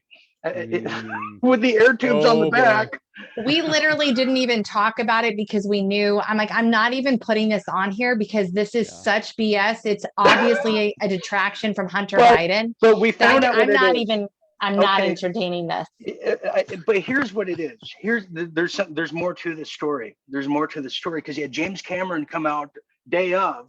First of all, you don't see any Bon Voyage videos of the family saying, bye, son, I love you. You're a billionaire. I'll see you soon for lunch, 3-hour tour, right? You don't see that. Good point. You don't see it. The CEO of OceanGate said he worked with Boeing, NASA, Wayfair, all these different people. They said, we've never heard of this guy before.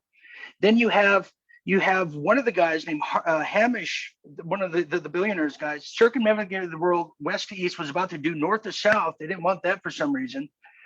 And you don't see these Bon Voyages. And where they started the submarine was the opposite end of the Titanic. has the totally opposite. It's like, hey, let's go to LA today from Texas. Okay, but let's start from New York. Weird, right?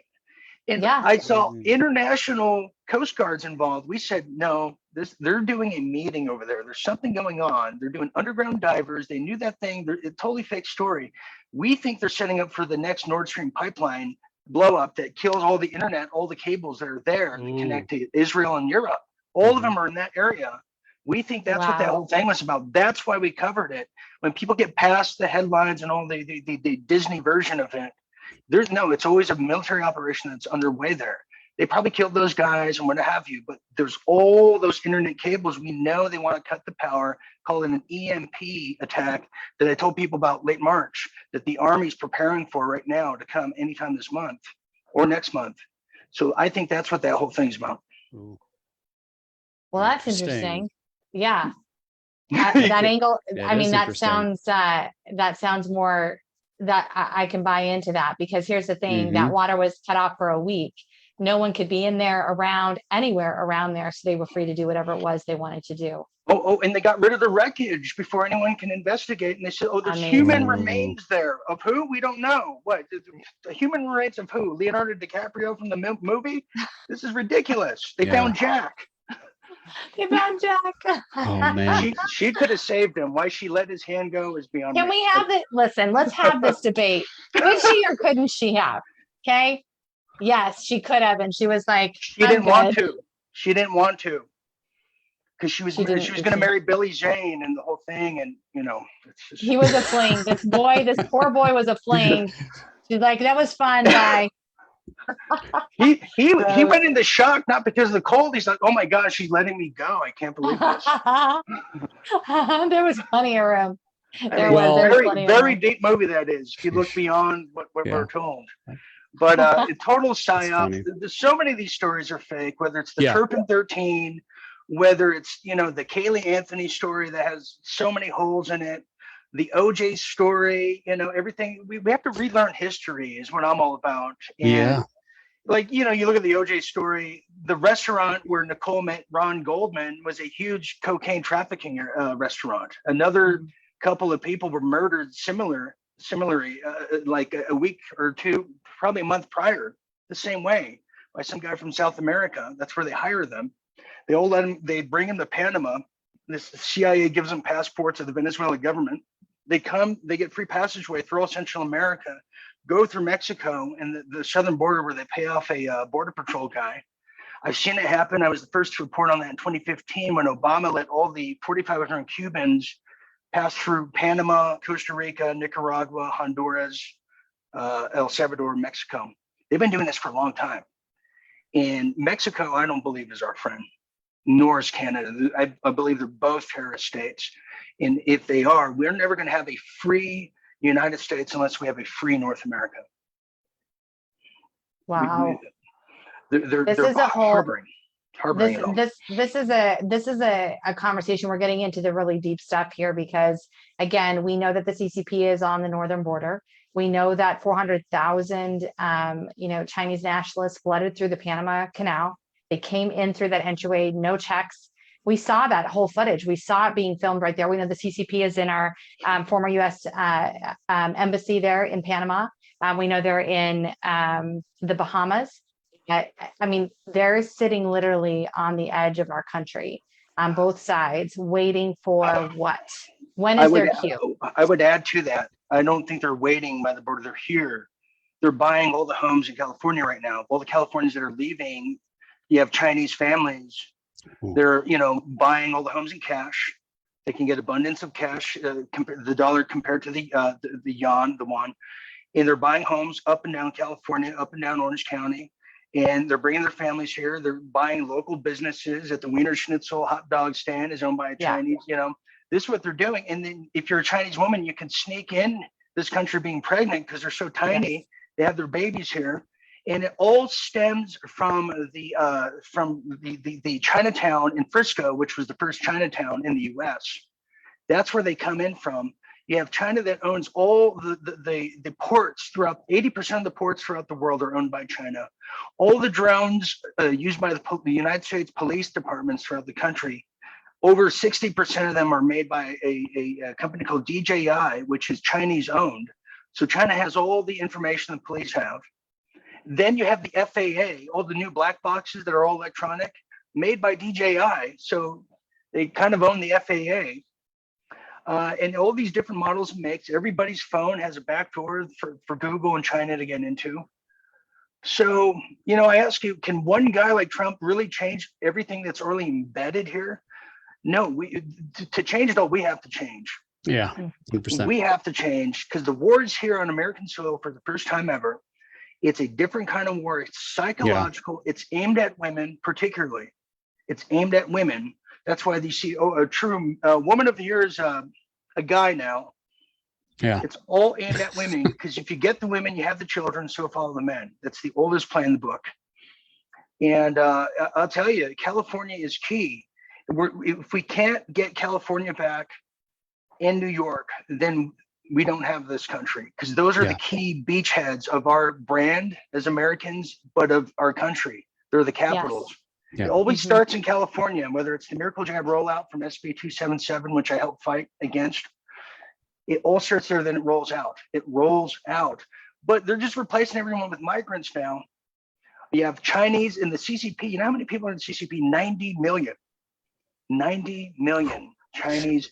We're talking payoffs to every city council member, all of Newsom, who's going to be the probably the next presidential candidate for the DNC with Michael Obama, and all the Big money. Hey, really quick. There was a feminist. You guys, seriously, there was a feminist ad that popped up, and it was like this shirt, like I don't know, some stupid feminist logo, and it was Michelle Obama holding it, and I said, "That's a dude." And oh my gosh, people went nuts. All these women are like, I want that shirt. She's so beautiful. I'm like, that's a dude. No. And it was mayhem. Yeah. If the listeners tonight, if you haven't gone down the Big Mike Road yet, like you're still fast asleep, man. You gotta start somewhere. But listen, Rivers didn't die for nothing. Rivers didn't die for nothing. No, that's right. Joan Rivers first exposed that. But the thing is, though, I want to mention real quick too, is that you bring up a fascinating point, and perhaps that's the next big thing with cutting these lines, if that's in fact what they were doing, because, you know, a blackout is destined to happen at some level worldwide at some point. It almost has to. It's inevitable. Things will crash. It will be planned, and that will create the chaos and the destruction that they need. And here's something, like you mentioned, going local. Like, what do we do? And I don't say this to scare people, but to prepare people, because right now everybody's money and their retirement and all that is on their device. Like, when this blackout happens, what happens to your IRA, your retirement, your bank account? What did we experience? We went to go buy, and what'd they say? We've already experienced it at a very, only. very small level. Yeah, cash only. People are already. What happens when you go to the bank and it's closed? And what happens? You go to the bank and there's someone there, but there's no cash, which most banks there's not anyway. So we need to be mentally prepared, but also physically, locally, finding our people, food, water, shelter, investing your money in something that's practical right now so you can withstand what is going to come. It will shut down. They will, at some point, things will be seen. So, you know, you look at 100 years ago, something happened in 1902. You see a lot of history recorded with film, with pictures in the lead up to that and after, but you don't see what happened in 1902 in the United States. What we do see are a bunch of stowaways. You've probably seen the old black and white photos of kids on those tractors, or kids that are on the trains. They're all going to Utah to be farmhands. We're the adults. We're the adults. It never occurred to me when I'd see those pictures. I don't know what I was thinking. Like, that's the old days. That's just what happened. I don't know what I was thinking. We're the adults. So, I mean, we're working on a special on this now. I bring this up, but we're the adults. Then you fast forward to now, we ask that again, we're the adults. Well, who's dying in droves right now? Demographically, liberals are, because they all took the miracle jabs. Yeah. The old people are. A lot of, you know, status are. So the status covers it all. So then now you have all these little kids now left over. This is why you see all the pro pedophilia stuff just come up in legislation because they, the state wants to be the adult and then give them the foster kids, which is a racket, and the CPS, which is a very evil racket. It's all one big system for a harvest. And they're bringing all the migrant kids from like Honduras that are just so easy to get, just nab them. And they're using them for wherever they're going underground. I've seen it happen underground. They take them and they use the genitalia for all the new women out there that used to be men. This is what's happening. One big harvest. I posted the video. This is true. Yeah. I posted the video of the man who partnered. Nike just partnered with him. He is a total derelict. I could not believe how disgusting and bizarre this man was. He has a post on Instagram. Go to my stories. I post, or excuse me, just go to my Instagram. I posted him on there. He has these things. I couldn't figure out what it was. It is the nerve in the penis that is used for sensitivity, for feeling. And literally they have put them in these little, I couldn't believe it. He said, I'm literally laughing because I'm driving around with a bunch of penises in my car. You guys, this is for real. I couldn't, it took me a minute. And I said, where did he get all of those? Migrant kids. Where are these coming from? Migrant kids. When I was in Honduras 2015, I was literally there where Left Eye died from TLC. And I was like, oh shit, this is going to happen to me. When she was in the truck. Yes.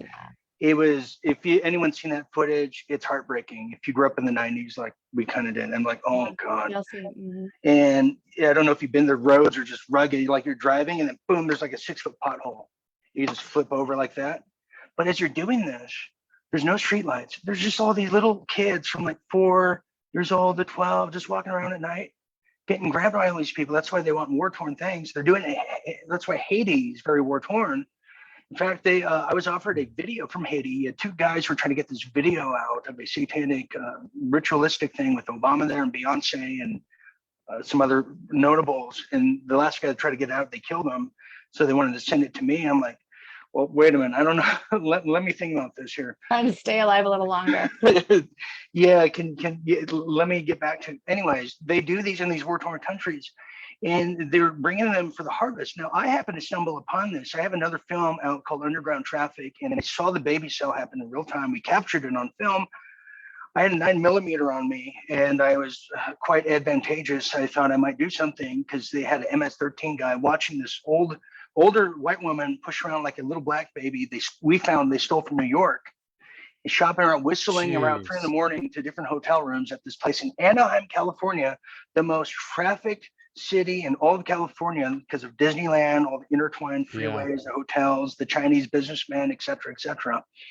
That's why they're doing it. So the harvest is real.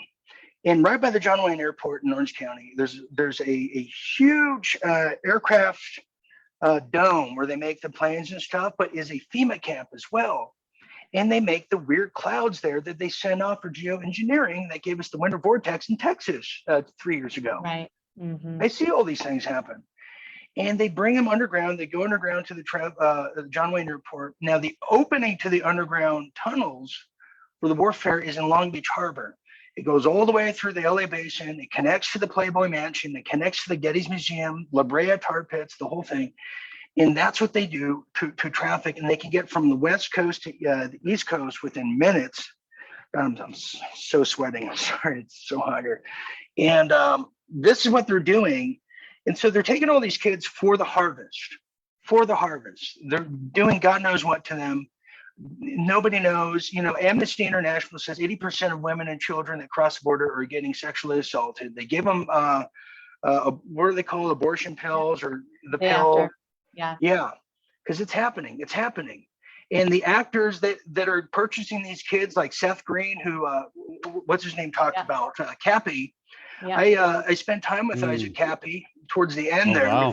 I got to know him in 2018, and very interesting stuff. I had a very weird occurrence last October.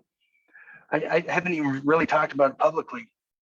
So just for people who are listening who don't know who Isaac Cappy was, he worked in Hollywood and began exposing Tom Hanks, Seth Green. He was making all these videos, and then all of a sudden, he makes this bizarre video where everybody's watching, everybody's captivated by what he's putting out. And all of a sudden he makes a video recanting everything and then goes and jumps off of a sign post, like a big billboard sign on Route 66. And Tom Hanks had done some bizarre collaborating things that insinuated he was responsible for Cappy's death on Twitter. It was the hands down most bizarre real-time thing that we were watching in real time. It just, this is why nobody likes Tom Hanks anymore, because Cappy exposed him. Oh, really? Wow. Oh, 100%. Yep. That's how we learned about it. And then when Hanks was doing all this bizarre stuff, right when Cappy dies, does his own Route 66 post, and Cappy supposedly jumps off a billboard on Route 66, we were like, this is unreal, unbelievable. So tell Tom us what Hanks, Tom Hanks, I worked in Hollywood off and on for 10 years as publicist and different things and screenwriter, what have you. I was in the game, but no ambitions to be an A-list or all these things. It's a great business, and you have colleagues and that are like-minded, and that's all it was to me. It was, I guess I was the vanilla type in that industry, but I got to know a lot of people because I do what I'm doing here. So I got so in 2020, when we saw all the celebrities, if you recall, putting their foot in the air, and then you saw a bracelet, house arrest, you saw Obama just board paddling with his anklet bracelet on. I thought it was all bullshit. It was all bullshit to throw people out, because I knew I had someone close to Rita Wilson. I've had people close to Tom Cruise as well, but I had people close to Rita Wilson, who is a Greek nationalist. Yeah. So they actually left before the lockdown and all this stuff happened. Literally right before, a lot of the celebrities left Hollywood Hills and Laurel Canyon. A lot of them went to Hawaii. Hawaii was very restrictive and locked down. They're trying to kill off all the natives. They do the same thing in New Zealand. Anyways, so he left to Greece. He has high security clearance with the Greek government. Tom Hanks does. Weird stuff, isn't it? Because it's Very legal weird. to be. It's legal to be a Tom Cruise or Tom Hanks type in Greece. Yeah, you could be into young people. Anyways, so I knew that. I knew it was all just bull. And I had somebody work with Ellen there, a friend of mine. God, I hope he doesn't see this. I don't want to get in trouble. Anyways, so Why would he be watching America's Mom? I hope he is seeing this, and I hope you're not mad at me. Spilling the tea. You know what? Whoops. This is what happens on America's Mom. Moms can get you to talk. Hey, so what happens? and they'll probably shut this down anyway. So whatever. Okay, they'll Adam, take if you're this- they'll watching, I scrub. didn't mean it. I'm sorry.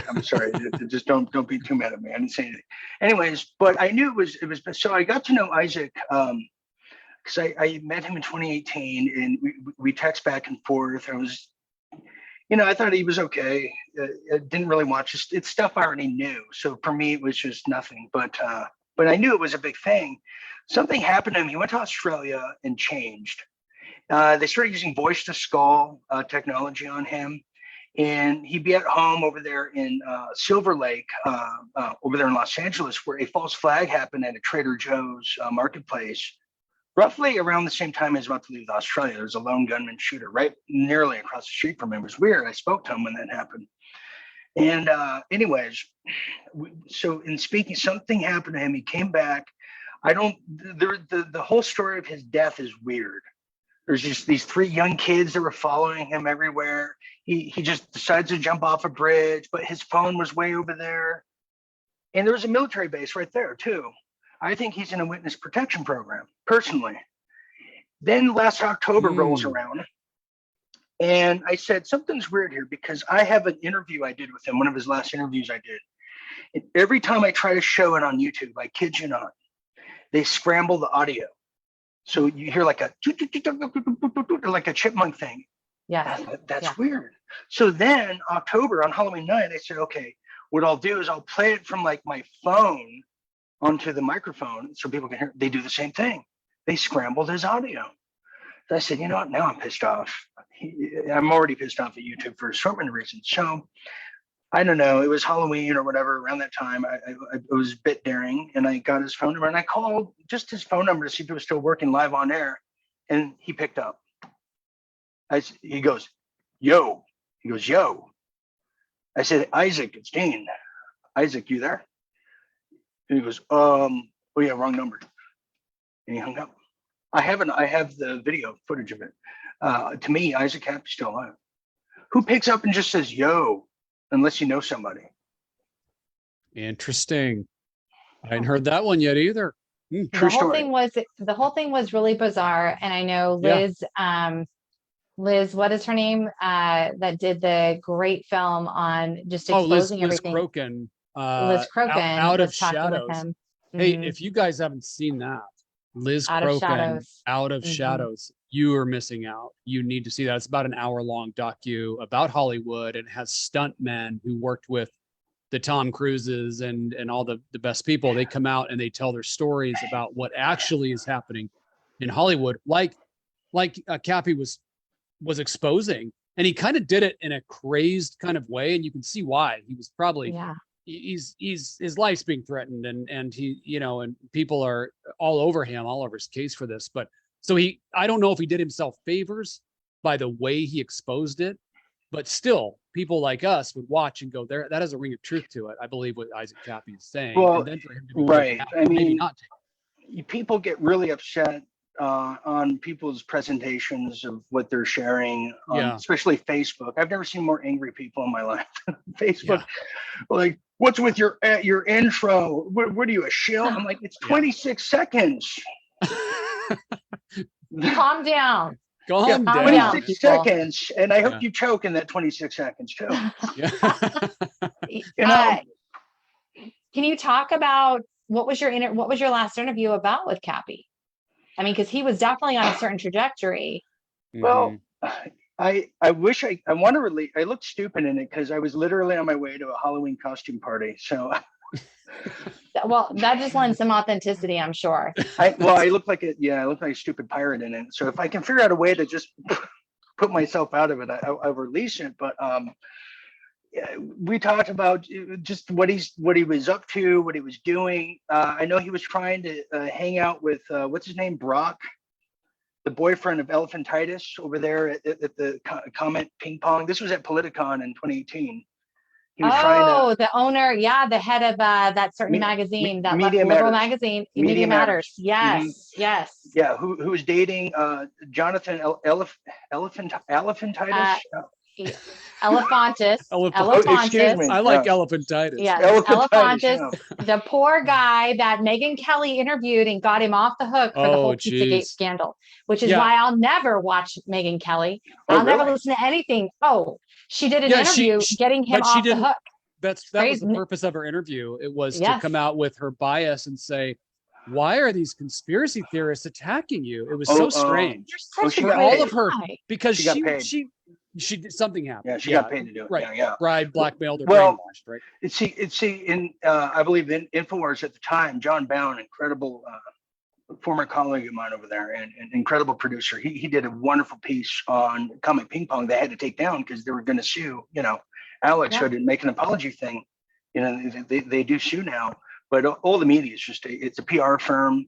It's just it's pay for play, just like what's her name? The singer right now, Taylor Swift.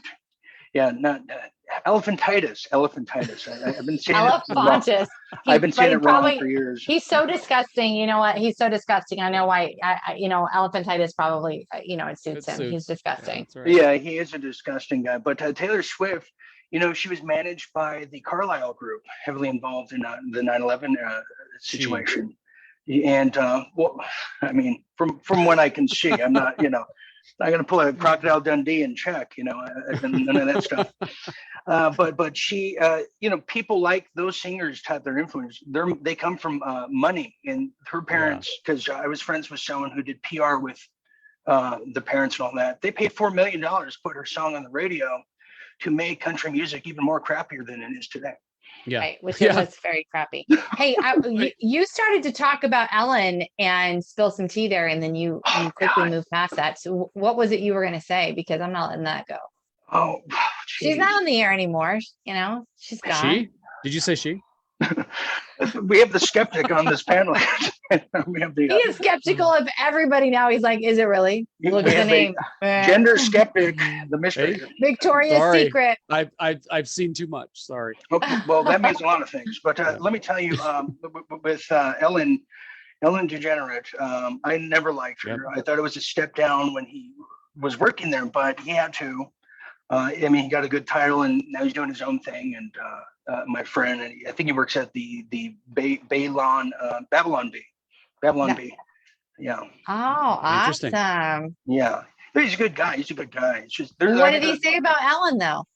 Oh, just they're incredibly stupid. All these people, they're just incredibly stupid. Obviously, they don't invite him to the parties and what have you. You have to be a certain prototype to do it. I never, for once, believed Portia de Rossi. I think she's a Yeah. closet hetero, totally doing this. Scientology, when you get into it, I tried to infiltrate it when I was working a long time ago in 13. I used to live across from the Celebrity Center in Hollywood, and I wanted to infiltrate it. Well, you have to pay your way in. But people like Beck, the singer, and all these other people, Jenna Elfman, I think that's one of them. Yeah. They do it to advance their career. There's no like real, it's all status, get in the club like the Masons, like a Freemasons. A lot of people do Freemasons now because they think it's good connections, not because they're into this brotherhood of let's go jacuzzi together and everything like that. You know, I was offered to go to a Mason Hall and meeting in Culver City, the same one Jim Carrey belongs to. They wanted me to go to a buffet dinner. I was like, okay, I'll go. I can't turn down free dinner, but they wanted to charge me $30, so I didn't go. And that's why I'm not a Mason today. Good for you. It doesn't mean I'm cheap. It just means I have ethics. If you're invite me for dinner, You know what? don't make me pay for a ticket. 100%. What's the craziest story you can think of? And we'll kind of bring this to an end tonight. This has been so fascinating, and we're going to come back together again and talk about some of these other theories. I'm going to look up so much I'm to going to look talk up those about. kids because you've put some things in my radar I was not aware of. But I want to ask you, in all the experiences that you've had, what do you feel like is truly the most unexplainable situation that you have seen or been a part of that you really just cannot explain it or understand what happened? You know, it has to be the dark arts and the spiritual warfare nature of it all. Whether it's the satanic psychics that are being used on you, and dark presence that exists in places like Boulder and Evergreen, Colorado. In Colorado and I don't like forest. I don't like deep forest. I don't like being around deep forest. I know the missing persons thing is a huge phenomenon, and people like David Paulides are really doing just incredible work on that. Yep. I've been to Yosemite, and I think what's happening in places like the national parks around the world, Australia, and the underground dumbs, and what's happening here that is unexplainable, yet has been talked about for just ages. Those things excite me, my interest of wanting to get to know more, especially Antarctica, what's happening in the North Pole. I mean, I can make the case that the climate change and geoengineering, all the weather's man-made to melt the polar caps in the north, because you have the who's who of all the major players up there right now vying to be the owners of the new Panama Canal on the top of the world, or what have you. That's me make the Panama Canal look like a tea party. That's where the action is. We don't know what's really happening in these places. We only know what's on the remotes that they want to show us. That's what we know. Yeah. And that's what's scary about it all. Okay, I think I lost myself. Here I am. So that's what's scary about it all. We only know what's on here. We don't know what we don't know, to quote, unfortunately, Donald Rumsfeld. We just don't, but we're about to. I think we're on the precipice of a huge cataclysmic event and a huge change that will forever change us all. We're on the precipice of that. And I think the Titan and stories like that are covers for what's really happening beneath. And that's why we cover it at Real Deal Media, where you can find us all over the place. So that's where people go. I mean, where would you suggest people go if they want to follow your work and what you're doing? I mean, they Google that. Is there a website? Yeah, realdealmedia.tv, realdealmedia.tv. We're also on Facebook, which I have a bipolar relationship with. Oh yeah, we do too. Yeah, we have a lot of domestic disputes, but we have a Real Deal Media official on Facebook, about 11,500 strong, and then there's the Real Dean Ryan travel page, about 34,000 strong. They won't let me grow, so I'm forever like Benjamin Buttons. I keep getting smaller and smaller. It just goes. Yeah, that's what they do. You know And what we then I'm on heard? YouTube. I'm on YouTube as well. I'll spill a little bit of weird tea. I was working with someone who was supposed to be helping us kind of grow and all that sort of thing, because we've struggled so much with the same thing. We've had massive followings and then shrunk to nothing. And then every now and then the algorithm isn't working. So we blow up again. And when I talked to this person about what was happening, they said, okay, well, let me talk to Newsmax and we'll get it fixed. And I was like, what does Newsmax have to do with Facebook? What does it have to do with our audience on Facebook? Well, here it's so weird you just said that. Let me tell you more. The law firm that's handling the Sandy Hook case went around to the who's who in the alt media worlds and the conservative circles to get them to attack Alex Jones, Tucker Carlson, Sean Hannity in 2020. They said, if you do this for us, we'll give you a favorable rating on Wikipedia, this law firm. And they were given money. They even approached people like Millie Weaver, who's a total turncoat trader, to turn on all these people. This is what these law firms are doing. So we're also in Lawfare, and Newsmax, very connected to these people. They approached me 4 months ago they wanted a story from me about Alex Jones. And I said, I have nothing to tell you other than it was a good work experience. What do you want me to say? I'm not going to sell my soul for these people. Because they're broke. I got to mention this. I got to mention this now.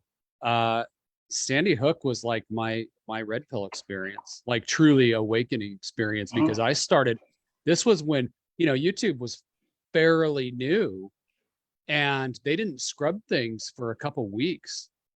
And I took a deep dive. I don't even know why, Dean.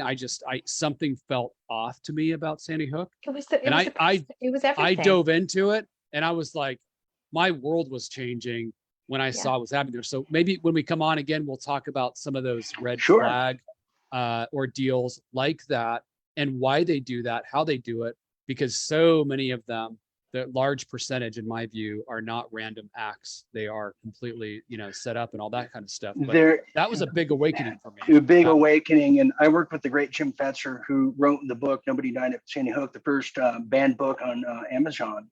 And so he works with me. We started Real Deal Media together. In fact, if he's listening, he's just recovering from heart surgery, open heart. So my heart goes out to him. Wow. But he's taken a beating. They've taken him to the cleaners. The same thing with Alex to prove a point. And did he ever denounce his book? No. But he's 82 years old. They've taken him to the cleaners, all his savings, and they put a lien on his house and want to kill him. They're watching him. These people that, just like Parkland and these kids that supposedly died. Well, I happened to meet one of them who was dead, named Peter Wang, who's not 13 years old, buried in a Jewish cemetery like I saw. No, he's a 33-year-old Chinese, fresh off the boat cook at the back of a restaurant who actually made me lunch. He ain't dead. Oh, jeez. And I have video. We've got to talk about this some more. We've got to Peter talk about Wang. This. I mean, come on, it's right in our face. Peter Wang. Yep. Hey, we can Peter talk Wang. about Thank you. Elephantitis. Peter Wang. Wang Chung. Just it goes on and on. Oh my goodness. Yeah. There's a lot to talk about here. Yeah, it's the lunacy of it all. It's the lunacy in the fake Bidens. Then he craps his drawers. I mean, we are living in totally an incredible sitcom of just great proportions. Yep. And I think the most important point of the night to me is that you mentioned this is a spiritual war, and we've been in it for a long time. We just didn't know it. And some energy, in my opinion, in 2020, there was an energy shift in the world. I don't know if a portal was open. I mean, you talked about CERN. That's a whole nother thing we could talk about. Something happened in 2020, and there was a light and a dark that just like started coming, flooding out. And we are in the middle of that still. And you can start to see now, people have family members, friends that still can't see. And my only conclusion is they have spiritual blinders over their eyes. They cannot be open for whatever reason until maybe it's just they're willing to say, God, open my eyes. Because the lunacy that's happening now is it's a complete and 100%, insanity, but it's also total spiritual warfare going on right in front of our eyes right now. It's spiritual warfare. It's a war of duality. It's a generational war. It's a war of a clash of civilizations. We have a millennial and Generation Z class that have no concept of the 20th century or, dinners at 6 p.m. Or what life was like before 9/11. They make us look like ancient fossils compared to what we know, compared to what they don't know. So we are fighting a war on all fronts, but we're so equipped to do it now. We're like ER doctors. We're used to the trauma and all the patients coming in. We're just saying, when does this end? That's right. I agree with that. Well, somehow we went for 2 hours tonight, you guys. I was like, Crazy. I feel like I just got here. You guys ready? I know. This is great. Your night's just beginning, I think, now too. Dean Yeah. Thank you so much from Real Deal Media. I just want to say it was a viewer, one of your watchers, your viewers sent the video to me of the JonBenét clip. And I was instantly, once I read Judge Long's letter, so much of that resonated with what we had just discovered happening across the country, validated and verified by not only Arizona House Representative, but multiple private investigators. So I just really, I think it's incredible what you're doing. And thank you for spending this couple of hours with us, going over some of the hottest conspiracies out there that have now been proven to be factual. And thank you for your great work and hanging in there. You said something earlier that's resonating with me about we're basically keeping the real annals of history right now. Yeah, I think so. I think this is the real tradition. What we heard about elders and Native American tribes doing wasn't about, passing grandma's oatmeal cookie recipe. No, it was about telling what really happened in these cataclysmic times. We have a responsibility to keep the truth out because they're trying to rewrite history, saying people like us, killed everybody, or just people are dying, not because of, ventilators from Xi Jinping's house. No, they're dying because this is a calling on the world.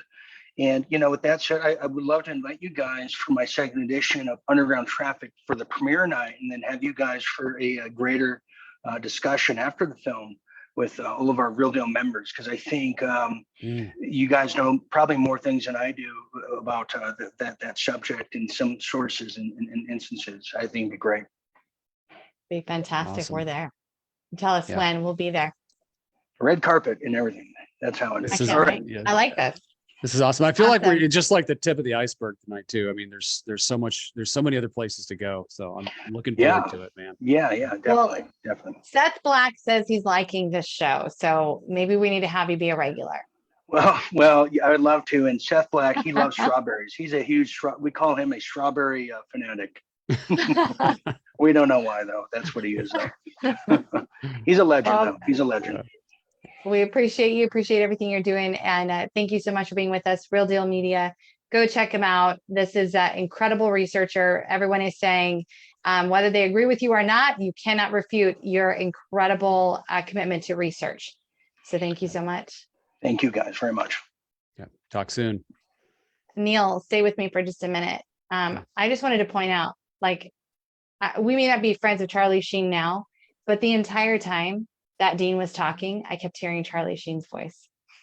Yeah, that's interesting. Except I like Dean's voice better. Yeah, but it reminded me of Charlie Dean's Sheen's way voice. less irritating than Charlie Sheen's. But maybe it's just when you watch Charlie Sheen, I just can't even stand That's that, the that irritation. imbecile. He's But an imbecile. Dean's got that voice. I want to listen to him at night when I'm going to sleep. I hope that doesn't sound too weird. It's not. He's got a soothing voice. Yeah, it's it's crazy. not a man crush or anything like that. But it's this. Oh my it's God. this soothing, You just made it just awkward. it's this mysterious kind of, anything when he starts to talk, you're like, well, I want to hear. Turn the volume up a little bit. I want to hear what he has to say. He's got that in that radio voice. It's that late night radio voice is what it is. Yes. So, Very cool. This was fascinating. my mind is just blown right now. There's so many things to process from that conversation. I'm going to have to go back. I usually don't. Sometimes I'll watch little clips of our, the talks we have online. I'm gonna have to go back and watch this again and listen was to it epic. because of all the things that he brought up. It was very, very interesting. I hope this stays up too. You know what I mean? I hope we don't Yeah, get well, we're shadow gonna banned here. listen, we're gonna load this up to Rumble anyway, so you will be Yeah. able to find it on Rumble. And we should But be able to put it over on Telegram as well. Yeah, we'll Telegram, get it. follow us on Telegram, America's Mom and the Mister on Telegram, and we'll post that in the comments too. And on Yeah. Rumble, America's Mom on Rumble. But on Telegram, we're America's Mom and the Mister. And the Mister. And I just want to say, I want to just thank our sponsors tonight too for the segment, for this great show tonight. Dean Ryan is a gem and has been so open and communicative with us and just offering information to fill in some gaps that we've had. And because of all his connections and all the experience that he's had. So we're really grateful for that. I want to remind everybody, we've talked a lot about the CCP. We've talked about the intentions of destroying our nationalism and our self-interest here in this country. With BRICS forming their alliance, whether or not that's going to be good for America at large, I guess this is going to remain to be seen. I don't know what to think about what's happening as the parts are moving so fast. But what I do know is anytime that we are standing with our fellow Americans, supporting local, decentralized, like Dean mentioned, we are going to be in a much better position than if we're counting on things outside of our country. So for that reason, I want to remind you all of patriotswitch.com/mom. Go and join the parallel economy. This is America first. American manufacturing and American worker supporting parallel organization. This is our markets. These are the patriotic parallel markets we've been talking about. This is one way to start taking care of your family on a local level, knowing you're going to get the things that you need in, on, and around your body, in your home. And of course, you guys, we have the beef, the non-mRNA, never antibiotics or growth hormones, absolutely American made, seed to table, all in one place. Just incredible. I'm trying to think of integrity around this beef. And so I want to remind you, we have the beef. So go to patriotswitch.com/mom, MOM. And we're going to take care of you guys. I also want to just stress too that we are looking for great American patriots who want to join us on this project. We have more work than we can possibly handle. And we're looking for people who want to make an income and work alongside us in this parallel economy. If that is you and you are interested, I want you to directly email us at contactamericasmom@gmail.com, and the Mister or one of our great marketers will be in touch with you. We're going to be sharing some incredible stories over the next couple of days with some of our patriot marketers and what has happened with them, their journey to independence and freedom and supporting America first. And I think you're going to be really, inspired by that. There are lots of choices and options still available for you. This is still the greatest country on God's green earth. And you guys can, we want and you you to be a can part of it. literally, you can come work on our team. You can work your own hours. You just connect with other patriots around the United States. And all you have to do is if you're 18 or over, you have a phone or a laptop and you're basically, a fairly nice person. That's all you have to, that's the qualifications. We'll show you what to do. You can make extra money from home while you also help people stop supporting the